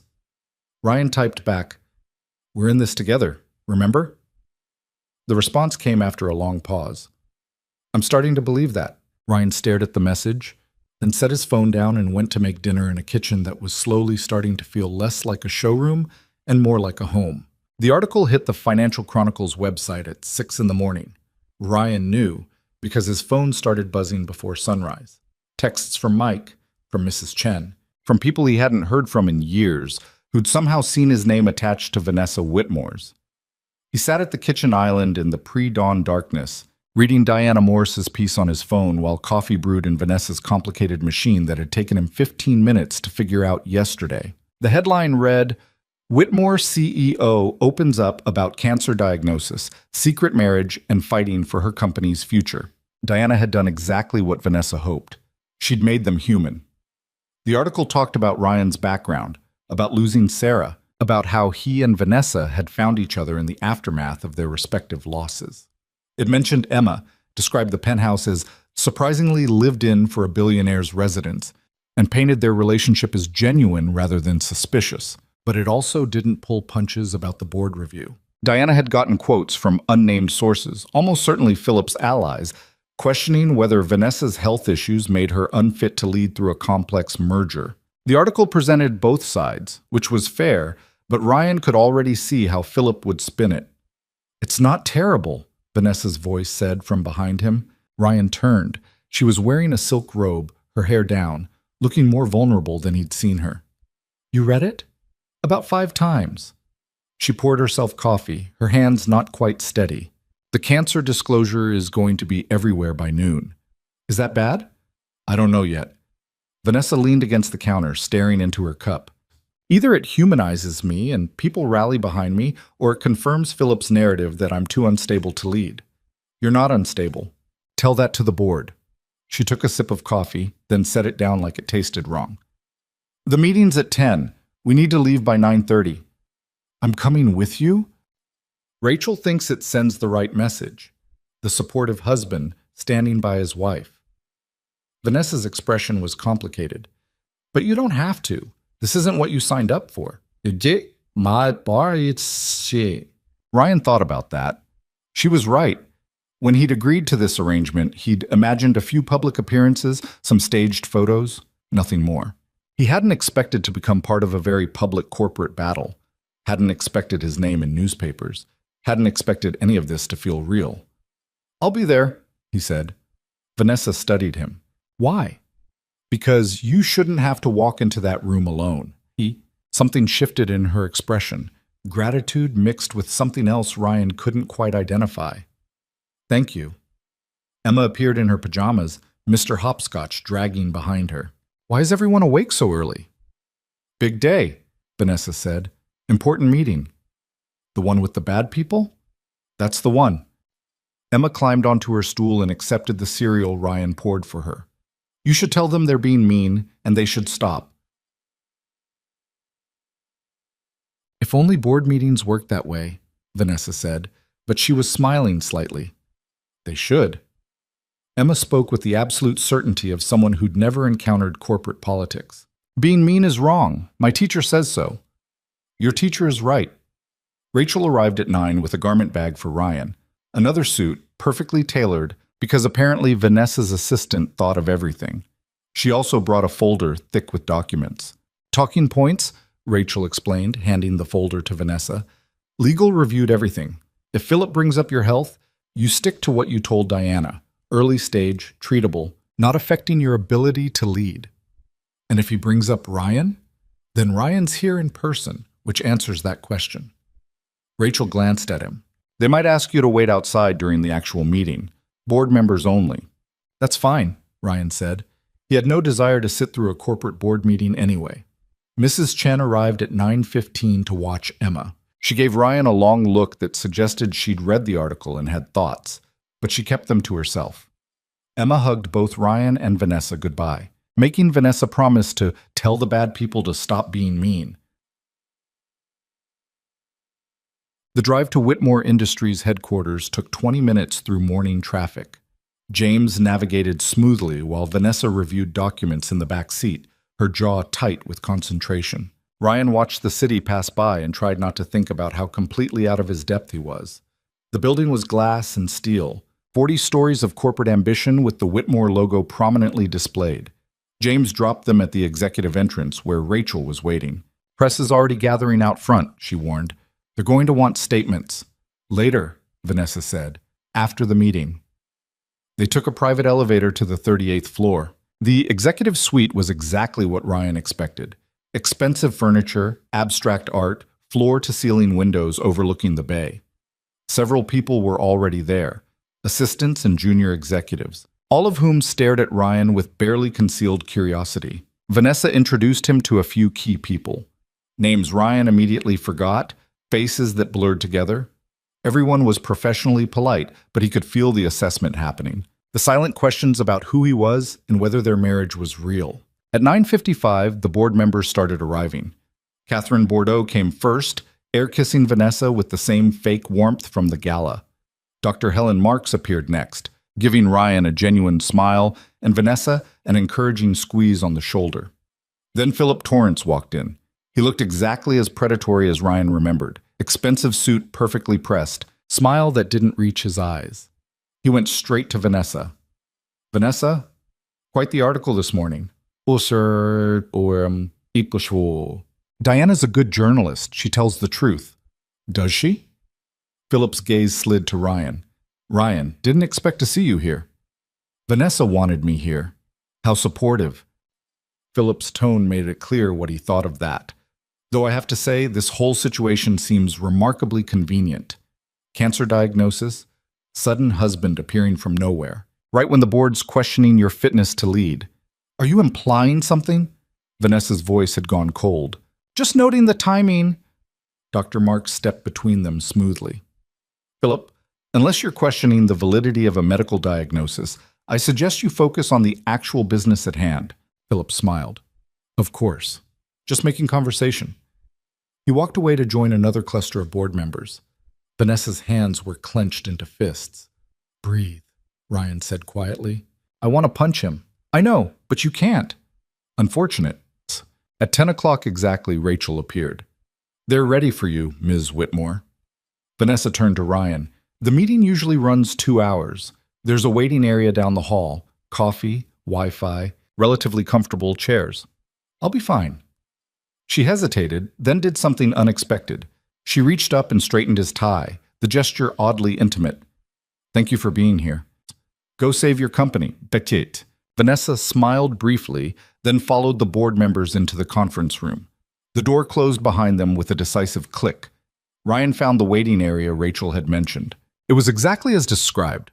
Comfortable chairs, decent coffee, large windows overlooking the city. He was the only one there except for an assistant who was frantically typing on her laptop and ignoring him completely. He checked his phone. Text from Mike. Saw the article. You okay? Ryan typed back, define okay. The response came quickly. Fair point. Call if you need anything. Text from Mrs. Chen. Emma's watching cartoons and eating too many cookies. Don't tell her I said that. Ryan smiled and sent back a thumbs up. Then a text from an unknown number. This is Diana Morris from the Chronicle. Would you be willing to do a follow-up interview? Personal perspective on supporting a spouse through illness? Ryan deleted it. One interview was enough. 45 minutes passed. Then an hour. Ryan drank coffee and stared out the window and tried not to think about what was happening behind that closed conference room door. At 11:30, the door opened. Board members started filing out, their expressions ranging from neutral to carefully blank. Catherine caught Ryan's eye and smiled in a way that made his skin crawl. Doctor. Marks gave him a subtle nod that seemed encouraging. Philip was one of the last to leave. He paused when he saw Ryan. Interesting meeting, Philip said. Your wife is quite passionate about her company. She should be. It's hers. For now. Philip's smile was sharp. But passion doesn't replace sound judgment. The board has concerns. Then the board should address those concerns with her, not behind her back. Mam techiram ashiki. Oh, we did. Very directly. Philip straightened his cuffs. Tell me, Ryan, what exactly do you get out of this arrangement? A mechanic married to a billionaire. Must be quite the lifestyle upgrade. Ryan stood, meeting Philip's eyes. I get to help someone who needs it. That's enough. How noble. Philip's tone made it clear he didn't believe a word. But everyone has a price. I wonder what yours is. Considerably higher than what you're offering. Something flickered in Philip's expression. Surprise, maybe, that Ryan had pushed back. We'll see. He walked away, leaving Ryan alone in the waiting area. A few minutes later, Vanessa emerged. She looked exhausted, her professional mask showing cracks. Let's go, she said quietly. They didn't speak in the elevator or in the car. James drove them away from the building while Vanessa stared out the window, her jaw tight. Finally, Ryan asked, How bad? Mu promensetem. They're calling for a vote of no confidence. Next board meeting 2 weeks from now. If it passes, I'm out as CEO. Ryan felt his stomach drop. Can they do that? They can try. Whether they have the votes is another question. Vanessa's hands were clenched in her lap. Philip's convinced 4 board members to support him. I have 3 solid votes, including Helen. The other 2 are undecided. So it comes down to 2 people. Yes. What would convince them? Vanessa laughed bitterly. A miracle. Or the merger going through without any complications, proving I can handle the pressure. She rubbed her eyes.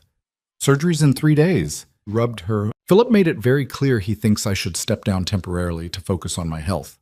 Very reasonable suggestion. Very concerned for my well-being. He's trying to push you out. He's been trying to push me out since the day my father died and left the company to me instead of the board. Vanessa's voice was raw with frustration. He thinks I'm too young, too female, too everything. And now he has the perfect excuse.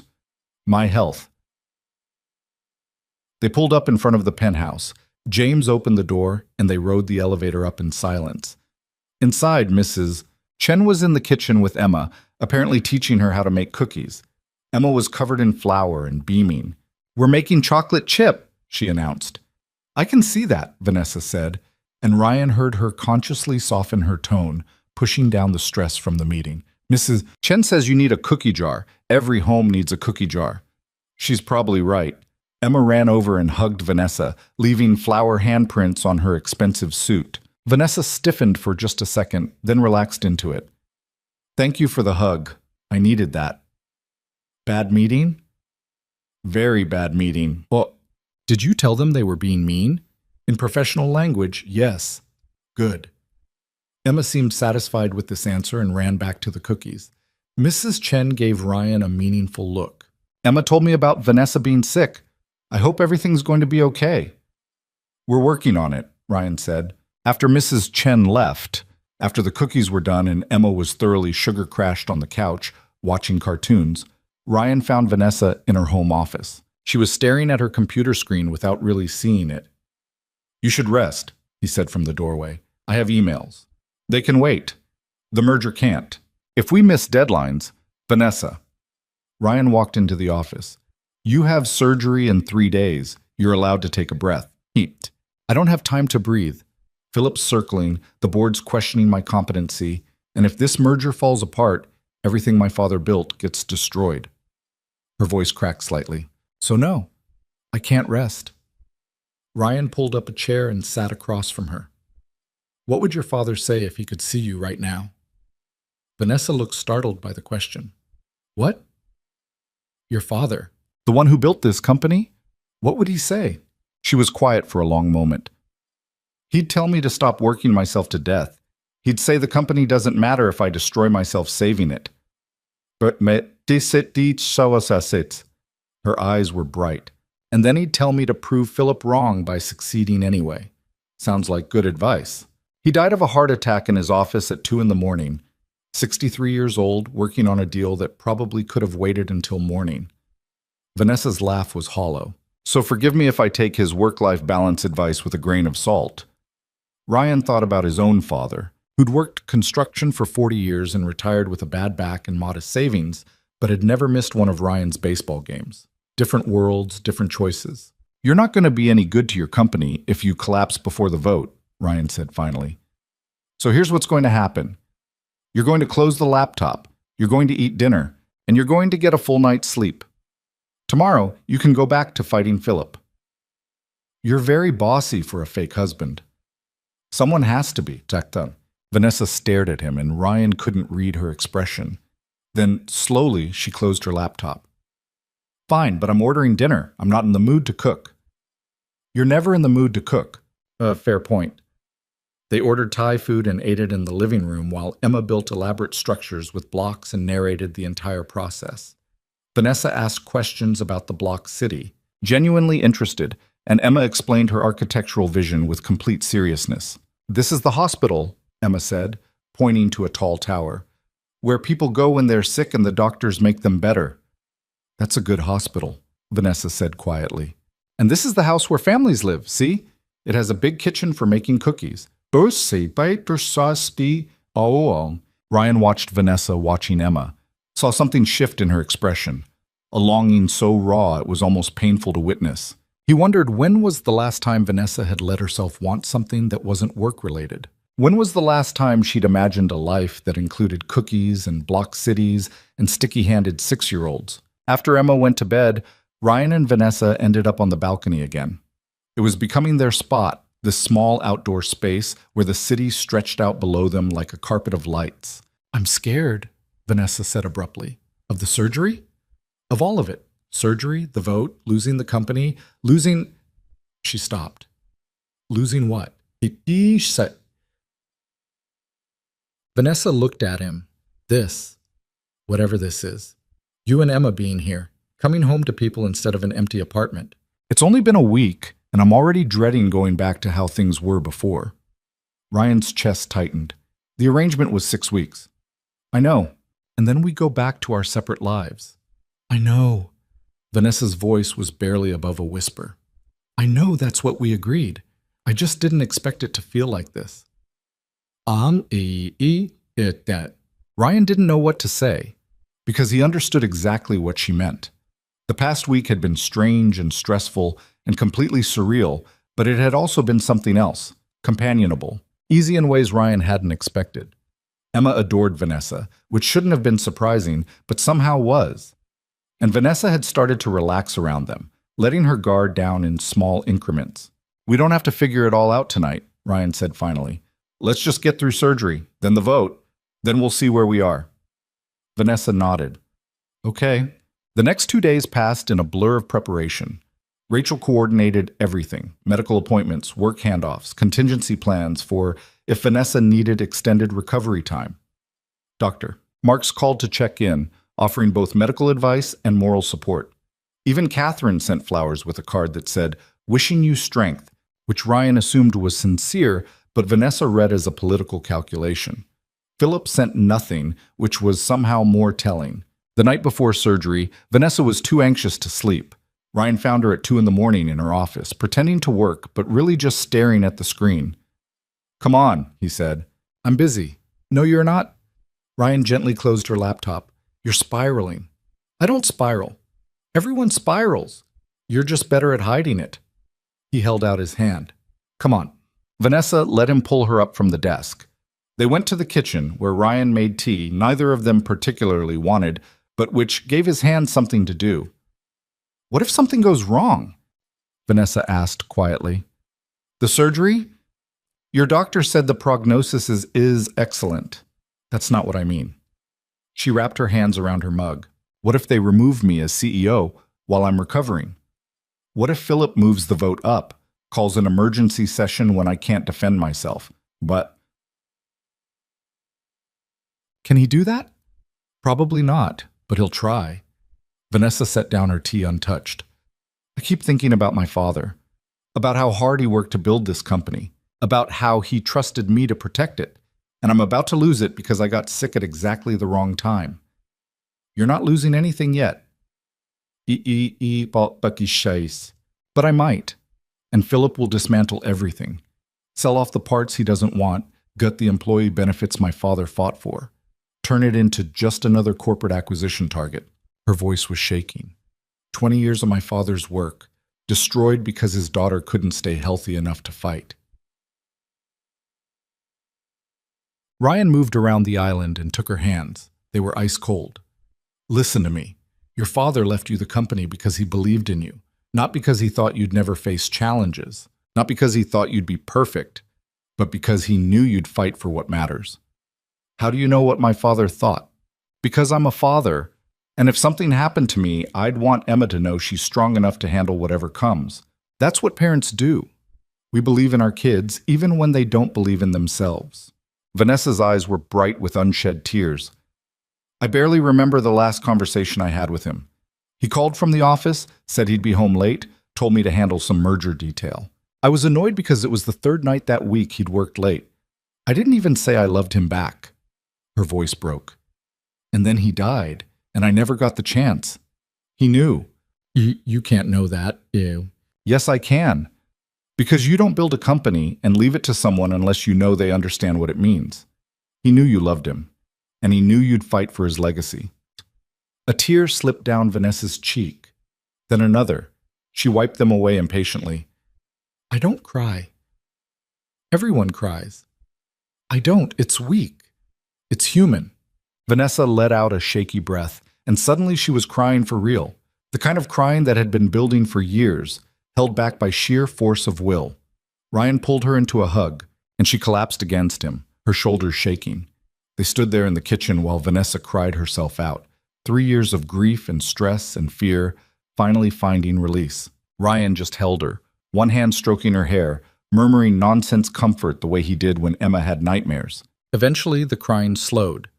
Vanessa pulled back, wiping her face with her sleeves. "I'm sorry." "Don't be. I got your shirt wet." "I have others." She laughed wetly. "You're very calm about emotionally unstable billionaires falling apart in your arms. I've had practice with emotionally unstable 6-year-olds, similar skill set." That got a real laugh. Vanessa looked at him, her eyes red-rimmed but clearer than they'd been in days. Thank you. For this. For everything. You keep saying that. Because I keep meaning it. They stood there in the kitchen, closer than they'd been before, and Ryan felt something shift between them. Something that went beyond their arrangement, beyond the lies they were telling everyone else. I should try to sleep, Vanessa said quietly, but she didn't move. Yeah. Ryan? Yeah. When this is over, when the 6 weeks are up and the merger's done and we're supposed to go back to our separate lives, she stopped, seeming to struggle with the words. What if I don't want you to go? Ryan's heart hammered against his ribs. Vanessa, I know that's not what we agreed. I know you have your own life, and Emma, and this whole situation is insane.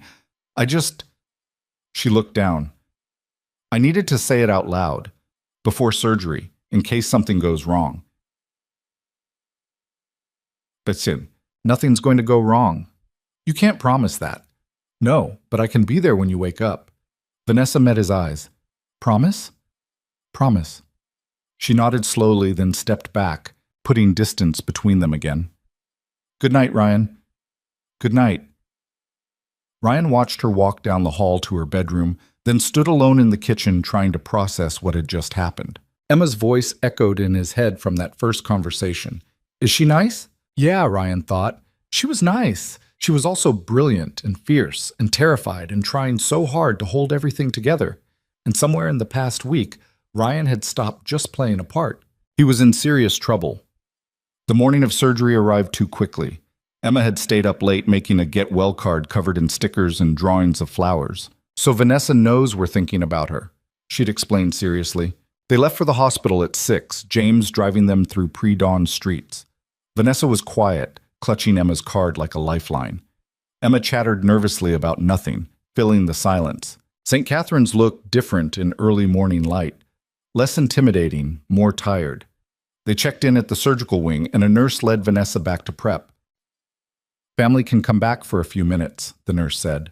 Ryan and Emma followed her through swinging doors into a pre-op area where Vanessa was already changing into a hospital gown. She looked young suddenly, vulnerable in a way her expensive suits never allowed. Emma ran up and hugged her carefully. You're going to be okay. I know. The doctors are going to make you better. That's the plan. And then you're coming home and we're going to make more cookies.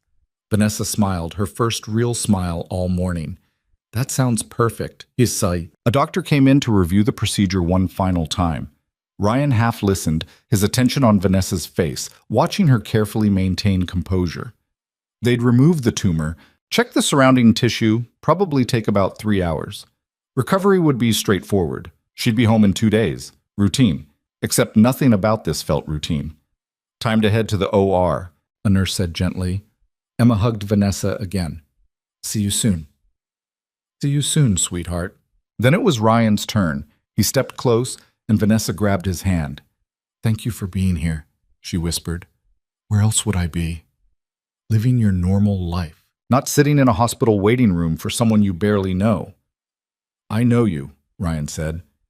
Maybe not for long, but I know you. Vanessa's eyes were bright. Ryan, about last night, what I said, we'll talk about it later. After you wake up and the surgery's done and you're okay. Promise? Promise. Me. She squeezed his hand once, hard, then let go. They wheeled her away, and Ryan watched until she disappeared through the surgical wing doors. Emma slipped her hand into his. She's going to be okay. Right, Daddy? Ryan looked down at his daughter's worried face and thought about all the promises he'd made in the past week. Promises to Vanessa, to Emma, to himself. Promises that he wasn't sure he could keep but was going to try anyway. Yeah, baby, he said. She's going to be okay. They found seats in the surgical waiting area. Emma pulled out a coloring book. Ryan pulled out his phone, then put it away because he couldn't focus on anything. 3 hours, the doctor had said. 3 hours of waiting while they removed cancer from Vanessa's body, and Ryan sat in another hospital hallway, hoping for better news than last time. He thought about Vanessa's question from last night. What if I don't want you to go? He thought about his own life, his apartment, his job, his carefully constructed routine designed to keep Emma safe and stable after losing Sarah. He thought about the past week, about coming home to people instead of an empty apartment, about Emma calling Vanessa's name excitedly when she got home from school, about sitting on a balcony drinking coffee while the city woke up below. 3 hours felt like a lifetime. 2 hours and 47 minutes later, a surgeon in blue scrubs appeared. Ryan stood so fast he nearly knocked over his coffee. "Mr. Keller, your wife is out of surgery. Everything went exactly as planned." The relief hit Ryan so hard his knees actually weakened. "She's okay?" "She's fine. We removed the tumor with clear margins, no complications. She'll be in recovery for about an hour, then you can see her." "Thank you." Ryan's voice came out rough. "Thank you, Comte." The surgeon smiled and left. Emma launched herself at Ryan, and he picked her up, holding her tight. "See?" Emma said. "I told you she'd be okay." "You did. You were right." They waited another hour, Emma getting progressively more restless, until finally a nurse came to get them. She led them through a maze of hallways to a recovery room where Vanessa lay in a hospital bed, pale but awake. "Hey," she said, her voice slightly slurred from anesthesia. "Hey yourself." Ryan pulled up a chair next to the bed. "How do you feel?" "Like someone cut into my chest, but alive." She noticed Emma hovering uncertainly. "Come here, sweetheart." Emma approached carefully and held out her stuffed rabbit. "Mr. Hopscotch helped me feel better when I was sad. Maybe he can help you." Vanessa took the rabbit, and Ryan watched her expression crumple slightly before she got it under control. "Thank you. I'll take very good care of him." "Oh, Emma climbed into the chair next to Ryan, apparently satisfied. "See? You're already getting better."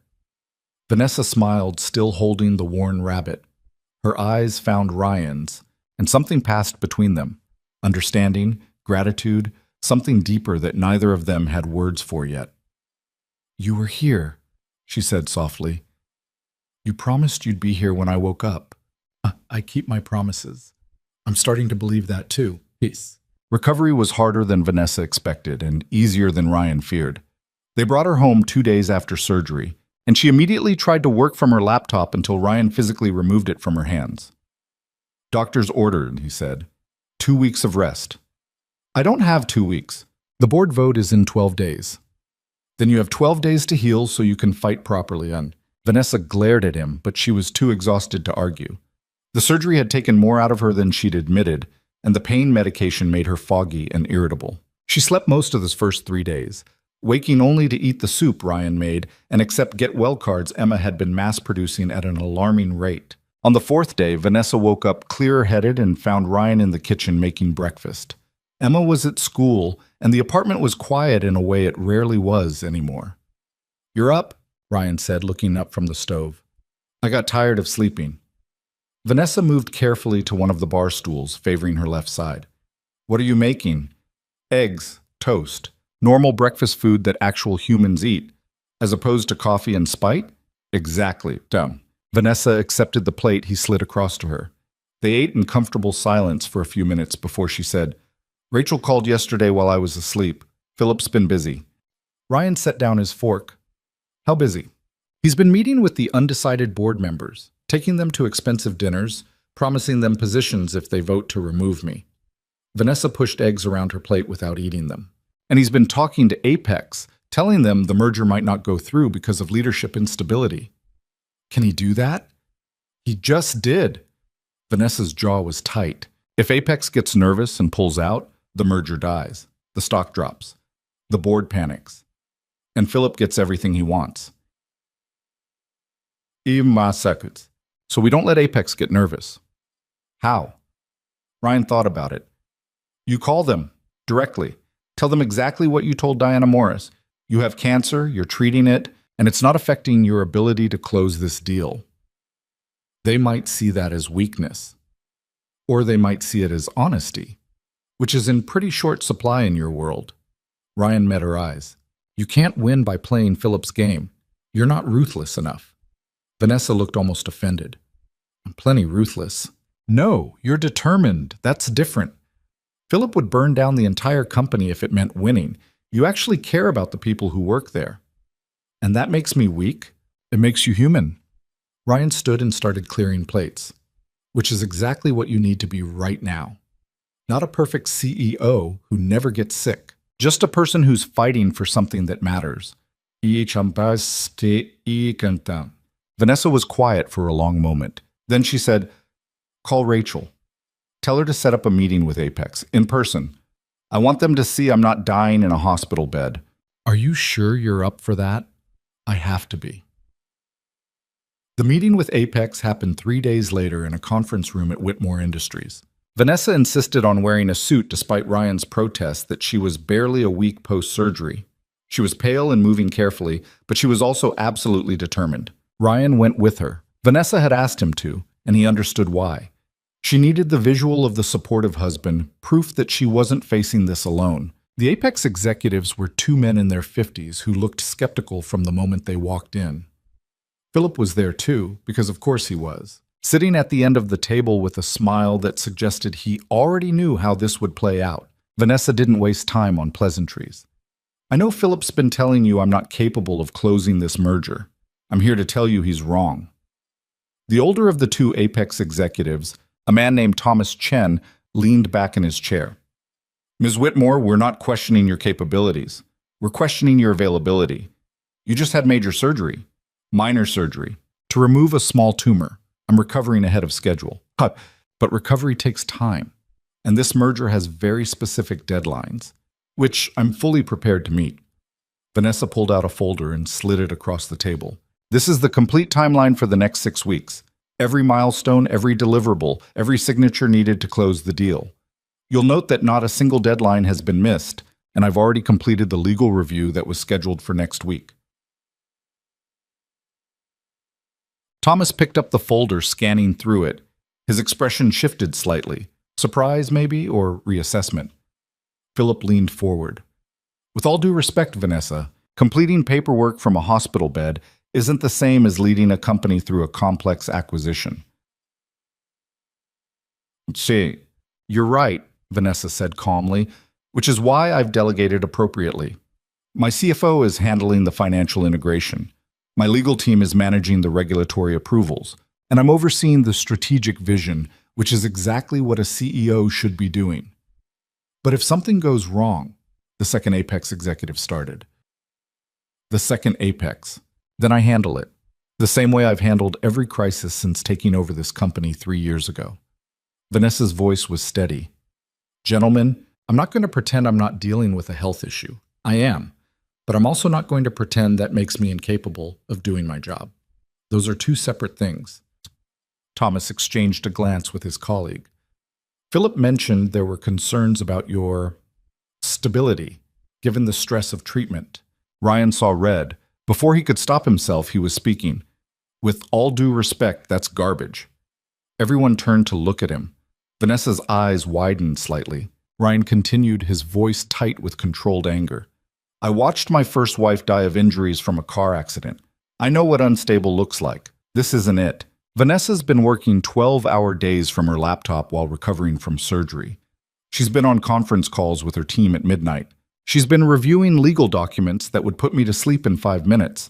If that's unstable, then you have a very strange definition of the word. The room was silent. Philip's expression had gone cold. "And another thing," Ryan said, because apparently he wasn't done. "I've met Philip exactly 3 times. Each time he's been trying to undermine Vanessa. Not because she's doing a bad job. The company's stock is up. Employee retention is higher than it's been in a decade. And you're sitting here because she built a deal attractive enough to make you fly across the country. Philip's trying to remove her because she won't let him run the company into the ground for short-term profit." "Ryan," Vanessa said quietly, but she was almost smiling. Thomas was studying Ryan with renewed interest. "You're very defensive of your wife. That's generally what husbands do. Even when it might cost them business relationships? I'm a mechanic. I don't have business relationships to lose." Ryan met his gaze. "I'm just telling you what I see, and what I see is someone fighting to save her father's company while people like Philip try to destroy it." "But Philip stood abruptly. I don't have to listen to this. Then leave, Vanessa said calmly. But the Apex executives might want to hear the rest. Philip looked at Thomas, clearly expecting backup. Thomas just gestured to the empty chair. Actually, I'd like to hear what else Mr. Keller has to say. Philip sat back down, his expression murderous. Ryan hadn't planned to say anything else, but now that he'd started, he might as well finish. Look, I don't know anything about corporate mergers or quarterly earnings or whatever else you people talk about in these meetings. But I know Vanessa, and I know she's not going to let this deal fail. Not because of her ego, but because she actually cares about the 1,500 people who work for this company and depend on it staying successful. Touching, Philip said acidly. But sentiment doesn't close billion-dollar deals. No, Thomas said slowly. But commitment does. And I'm hearing a lot of commitment from Ms. Whitmore's side of the table. He looked at Vanessa. Walk me through the next 3 weeks. Exactly what needs to happen to keep us on schedule. Vanessa did, her voice steady and professional, laying out the entire strategy with the kind of detailed knowledge that made it clear she'd been living and breathing this merger for months. The Apex executives asked questions. She answered them. Philip tried to poke holes in her timeline. She shut him down with data. 40 minutes later, Thomas stood and extended his hand to Vanessa. I'm satisfied. We'll proceed as planned. Relief flashed across Vanessa's face before she controlled it. Thank you. Don't thank me. Just close the deal. Thomas nodded to Ryan. And thank your husband. That was quite the character reference. After the Apex executives left, Philip turned to Vanessa. That was a mistake. What was? Bringing him. Philip gestured dismissively at Ryan. This is a business negotiation, not a marriage counseling session. Actually, Vanessa said, standing carefully, it was exactly what I needed. Ryan reminded them that there's a human being behind the quarterly reports. Something you've forgotten? If you ever knew it in the first place. Philip's smile was thin. The board vote is in 9 days. You can have all the character references you want. You still don't have the votes. We'll see. After Philip left, Ryan helped Vanessa back to the car. She was moving even more carefully now, the meeting having taken its toll. You okay? He asked. I'm fine, just tired. She leaned back in the seat, closing her eyes. Thank you for defending me in there. I probably made it worse. You made it better. Thomas was ready to pull out until you reminded him I'm a person, not just a CEO with health problems. She opened her eyes, looking at him. Good. She opened her. You're getting good at this husband thing. Yeah, well, don't let it go to your head. Vanessa smiled, but it faded quickly. 9 days until the vote. Philip's right. I don't have the numbers. Then we change the numbers. How? Ryan thought about it. Who are the undecided board members? What? Martin Hayes and Jennifer Soto. Martin runs a venture capital firm. Jennifer's a former tech executive. Vanessa rubbed her eyes. Philip's been courting them hard.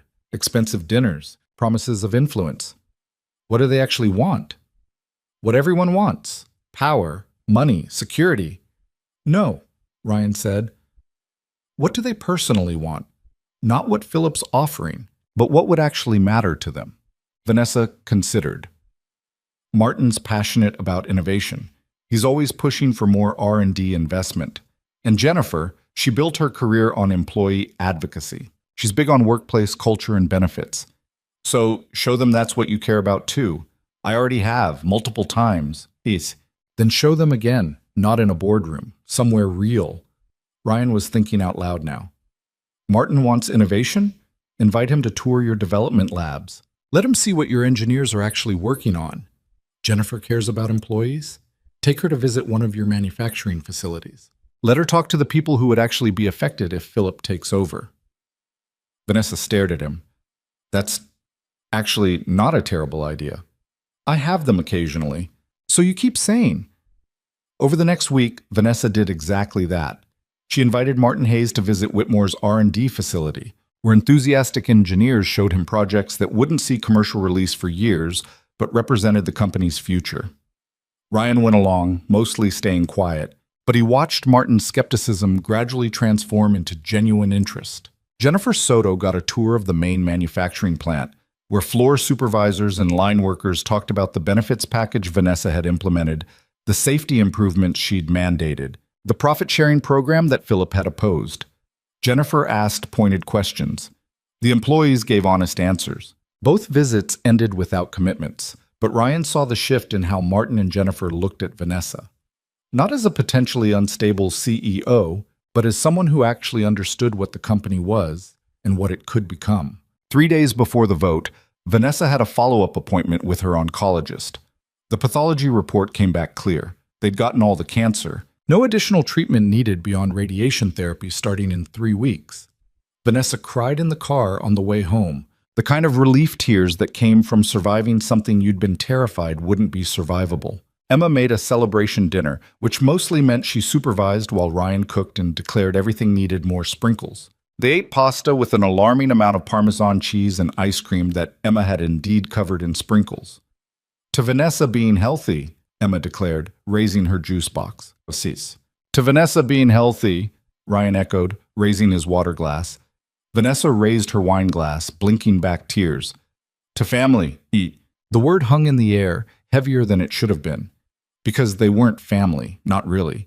They were 2 strangers and a 6-year-old playing pretend for the benefit of a corporate board, except it hadn't felt like pretend in weeks.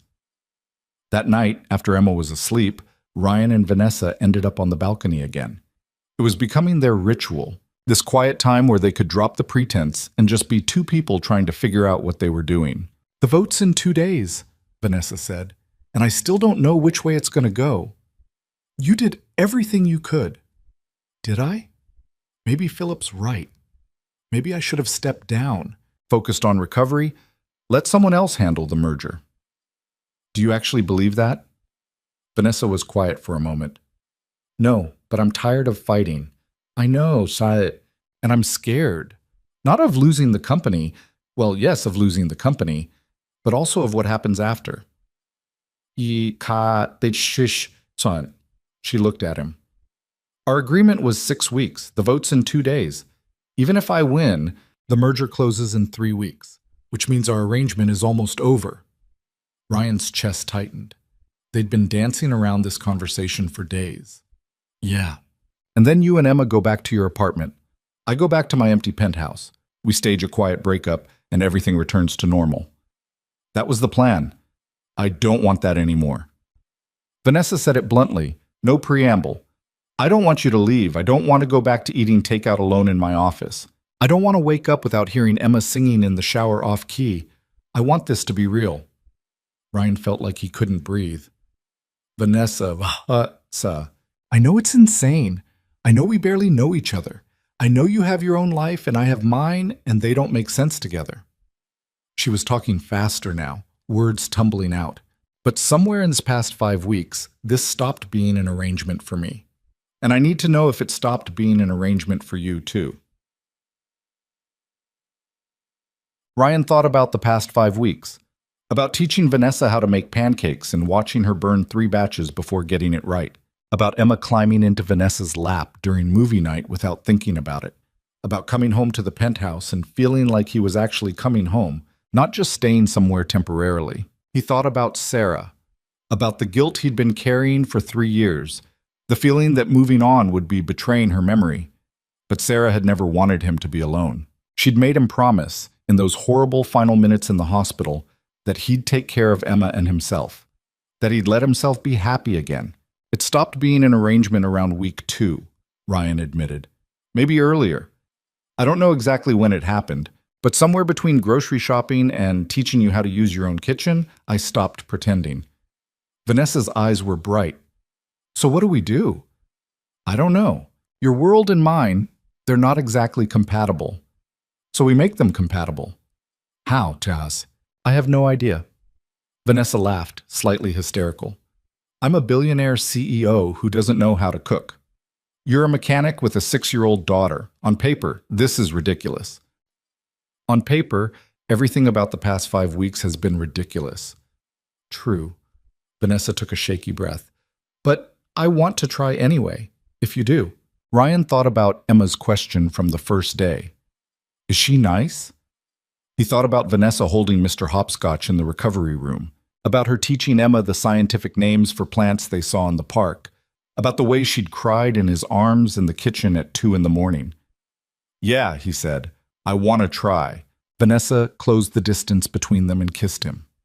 It was tentative at first, questioning, then deeper as Ryan pulled her closer. She tasted like the wine from dinner and possibility, and when they finally broke apart, both of them were breathing hard. So we're doing this? Vanessa asked. For real? For real. Even though it's completely insane? Especially because it's completely insane. Vanessa laughed and kissed him again, and for the first time in weeks, Ryan felt like maybe they'd actually survived this. The day of the board vote arrived with rain hammering against the windows and a tension in the penthouse that Emma picked up on immediately. Is today the big meeting? She asked over breakfast. Today's the big meeting, Vanessa confirmed.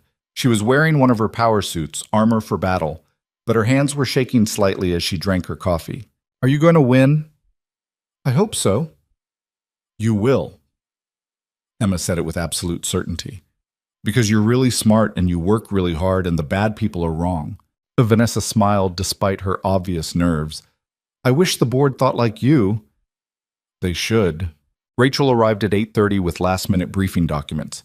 James drove them to Whitmore Industries through rain that felt appropriately dramatic. Ryan sat in the back next to Vanessa, holding her hand, feeling completely useless. You don't have to come in, Vanessa said quietly. This could take hours. I'm coming in. Ryan, I'm coming in. You're not doing this alone. She squeezed his hand gratefully. The boardroom was on the 40th floor, all glass and expensive furniture with a view of the bay that was currently obscured by rain. The board members were already assembled, sitting around an enormous table that looked like it cost more than Ryan's car. Philip was there, of course, sitting at the far end with a confidence that suggested he already knew how this would play out. Catherine was next to him, along with 2 other board members Ryan recognized from the gala. Dr. Helen Marks gave Vanessa an encouraging nod. Martin Hayes and Jennifer Soto, the undecided votes, sat in the middle, their expressions neutral. Ms. Whitmore, the board chairman said.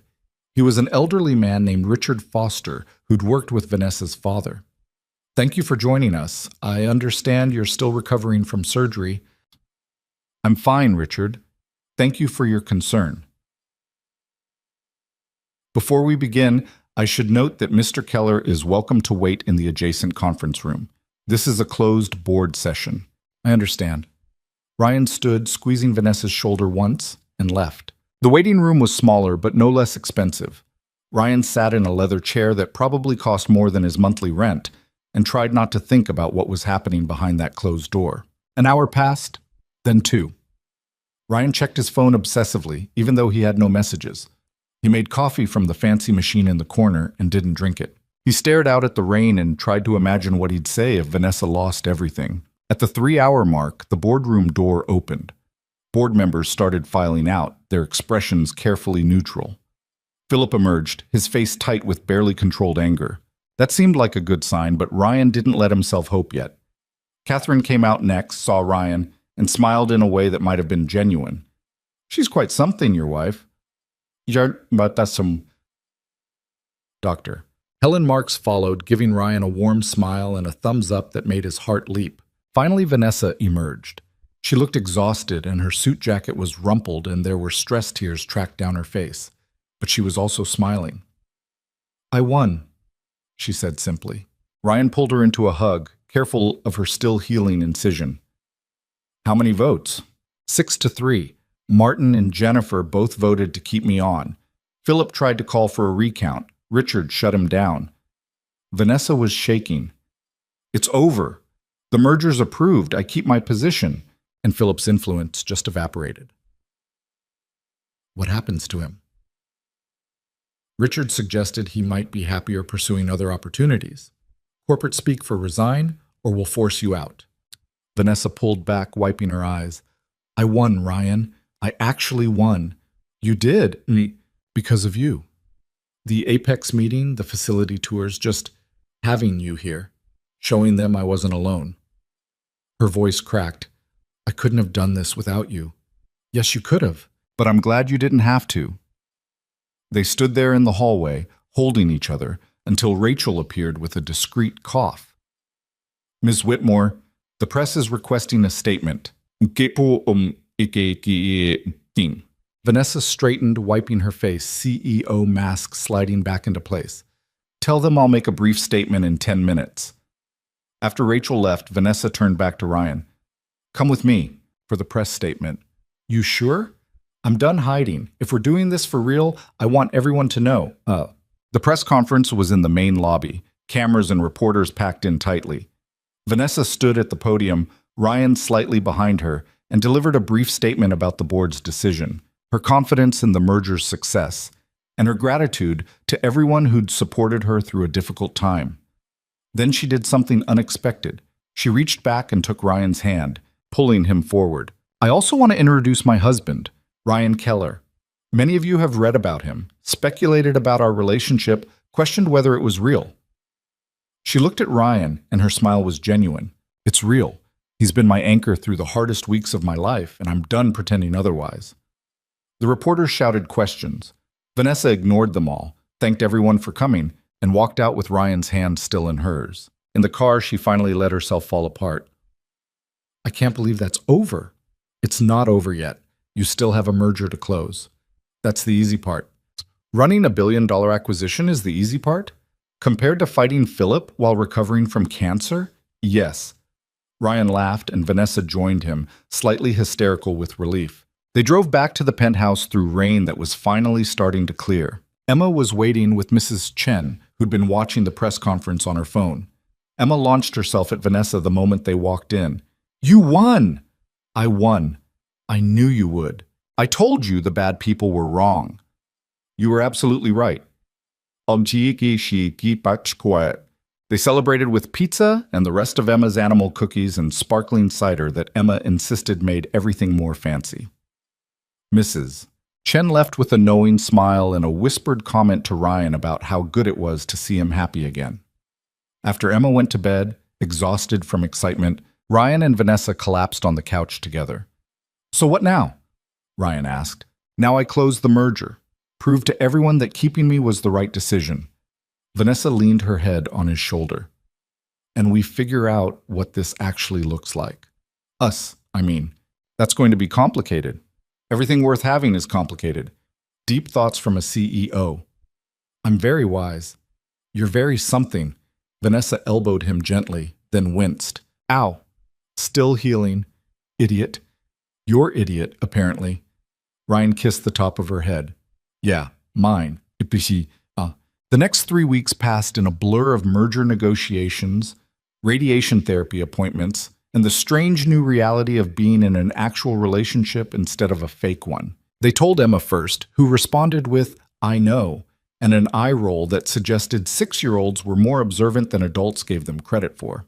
They told Mike next, who shook his head and said Ryan was either very lucky or very stupid, probably both.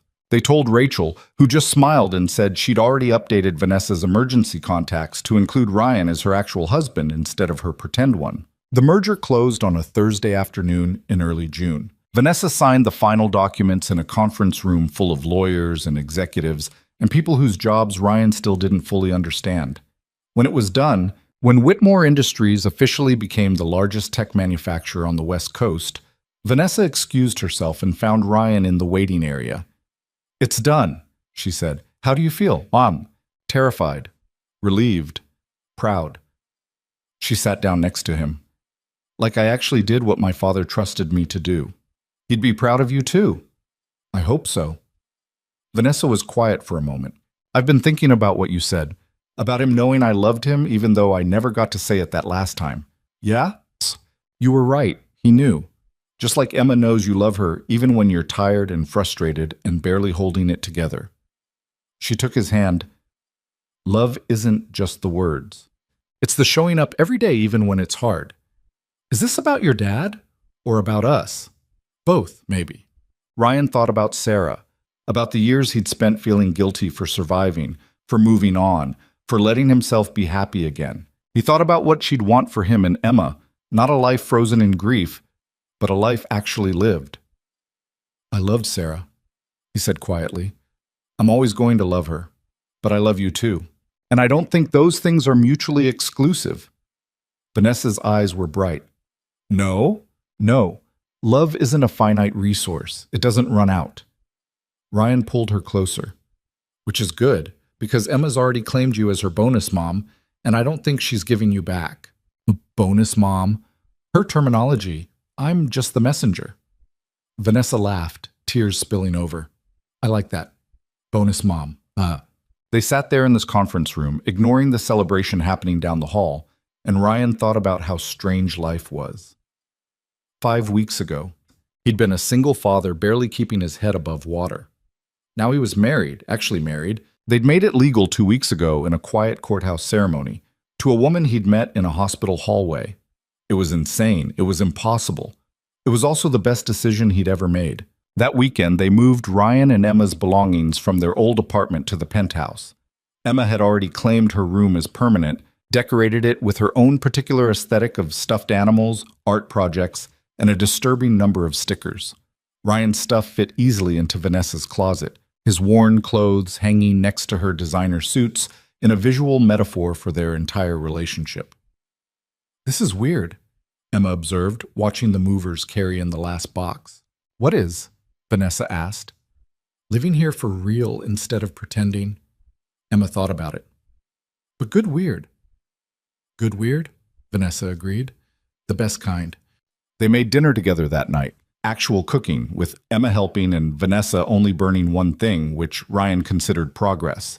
They ate at the kitchen island instead of the formal dining table because formal dining with a 6-year-old was an exercise in futility. After dinner, after Emma's bath and bedtime story, Ryan found Vanessa on the balcony. Their balcony now, he supposed. Their view of the city, their quiet moment at the end of the day. "Thank you," Vanessa said without preamble. "For what?" "For grabbing my hand that night in the hospital. For agreeing to a completely insane arrangement. For staying when you could have left." She turned to face him. "For choosing me even when it didn't make sense." "It made sense to me." "Why? You didn't know me.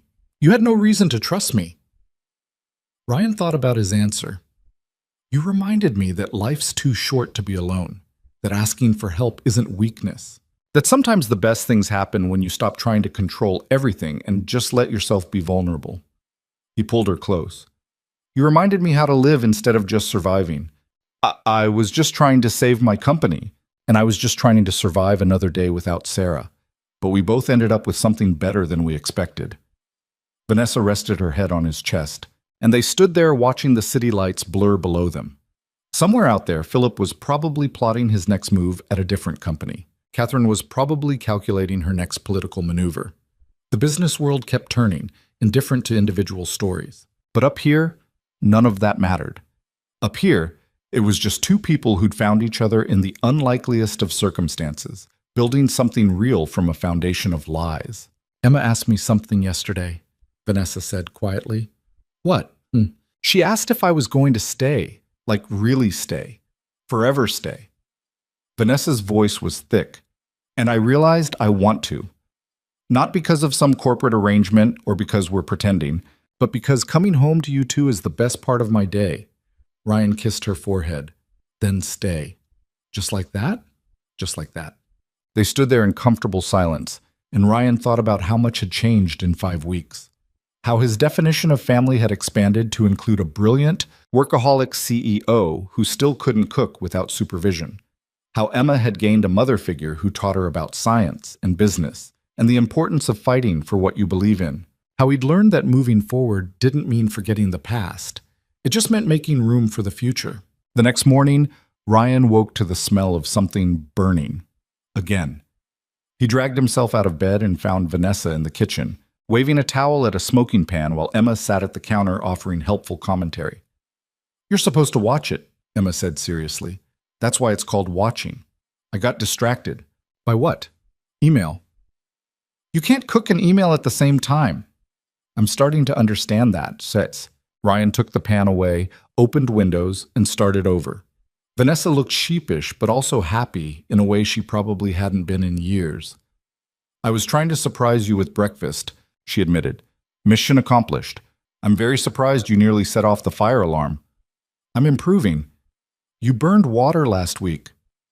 "That was one time," Emma giggled, and Vanessa smiled, and Ryan felt something settle in his chest. Contentment, maybe? Or just the simple pleasure of being home. They ate breakfast together, made plans for the day, argued about whether Emma needed a jacket for the park. Normal family chaos, the kind Ryan hadn't experienced since before Sarah died. Later, at the park, Emma ran ahead to the playground while Ryan and Vanessa sat on a bench watching her climb the monkey bars with fearless enthusiasm. "I have radiation therapy next week," Vanessa said quietly. "They say it's just precautionary, but I'm still nervous." "I'll come with you, Sa." "You don't have to." "I know, but I'm coming anyway." Vanessa leaned against him. "I'm not used to people staying. In my world, everyone's always looking for the next opportunity, the next advantage. Nobody just stays because they want to." "We'll get used to it, because I'm not going anywhere." "Promise?" "Promise." Emma fell off the monkey bars, cried for exactly 30 seconds, spotted a dog, and forgot all about her scraped knee. Vanessa laughed, and Ryan thought about how life had a strange way of working out.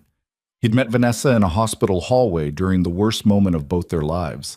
They'd built a relationship on lies and necessity and desperation. But somewhere along the way, it had become real. Messy and complicated and absolutely real. 3 months later, on a Saturday morning in September, they made it official in the way that actually mattered. Not a courthouse ceremony for corporate appearances, but a small wedding in Vanessa's parents' garden with Emma as flower girl and Dr. Helen Marks as officiant because she was the only board member any of them actually liked. Mike stood as Ryan's best man, still shaking his head at the entire situation. Rachel was Vanessa's maid of honor, crying through the entire ceremony despite her best efforts. Emma took her flower girl duties very seriously and only tripped once. The vows were simple. Ryan promised to always remove burning pans from Vanessa's hands. Vanessa promised to occasionally let him. Emma added her own vow, to share Mr. Hopscotch if Vanessa needed him, but only sometimes because he was still her rabbit. After the ceremony, after the small reception with about 30 people they actually cared about, after Emma fell asleep in the car on the way home, Ryan and Vanessa ended up on their balcony again. "So," Vanessa said, "we did it." "Did what?" "Made something real out of something fake." "Yeah, we did." "Do you regret it? Any of it?" Ryan thought about the past 6 months. The stress, the corporate drama, the photographers camped outside their building, the invasive questions from people who thought they had a right to their story. He thought about radiation therapy appointments and board meetings and learning to navigate 2 completely different worlds. He thought about Emma calling Vanessa mom for the first time last month and Vanessa crying for 20 minutes afterward. He thought about teaching Vanessa to change a tire and her teaching him about stock options. He thought about Saturday morning pancakes and late-night conversations and the way Vanessa still reached for his hand when she was nervous. "No," he said. "I don't regret any of it. Not even the part where my life is insane? Especially that part." Well, Vanessa smiled and kissed him, and Ryan thought about how love worked in strange ways. How it appeared in hospital hallways and grew in corporate boardrooms and flourished in the spaces between truth and lies. He thought about Sarah, hoping she'd approve of the life he'd built after losing her. He thought about Vanessa's father, hoping he'd be proud of the woman his daughter had become. Mostly, he thought about Emma, asleep in her room surrounded by stuffed animals and stickers, and the security of knowing both her parents would be there when she woke up. They'd started as strangers, became conspirators, turned into something real when neither of them was looking. It was messy and imperfect and absolutely not how either of them had planned their lives. It was also home. And maybe that was the point. Family wasn't about perfection or planning. It was about showing up for each other, even when it was hard. It was about building something together out of broken pieces and desperate moments and the courage to ask for help when you needed it. Ryan had learned that love wasn't about finding someone who fit perfectly into your existing life. It was about finding someone worth reshaping your life for, someone who made the chaos worth it, someone who reminded you that vulnerability wasn't weakness. It was the only way to actually connect. Vanessa had learned that strength didn't mean doing everything alone, that asking for support wasn't failure, That the biggest risk she'd ever taken wasn't a corporate merger. It was letting someone see her when she was scared and broken and human. Together, they'd learned that family was something you built, not something you were born into. That love was a choice you made every day in 1,000 small ways. That the best things in life happen when you stop trying to control everything and just let yourself fall. They stood on the balcony, watching the city breathe below them, and Ryan thought about how far they'd come from that night in St. Catherine's Hospital. How a desperate lie between strangers had become the truest thing in both their lives. Emma would wake up tomorrow in a home with 2 parents who loved her. Vanessa would go to work at a company she'd fought to keep. Ryan would fix cars and make dinner and navigate the bizarre world of being married to a billionaire. It wasn't the life either of them had planned. It was better. Because sometimes the best stories started with a lie. And sometimes, if you were very lucky, they ended with something that looked a lot like truth.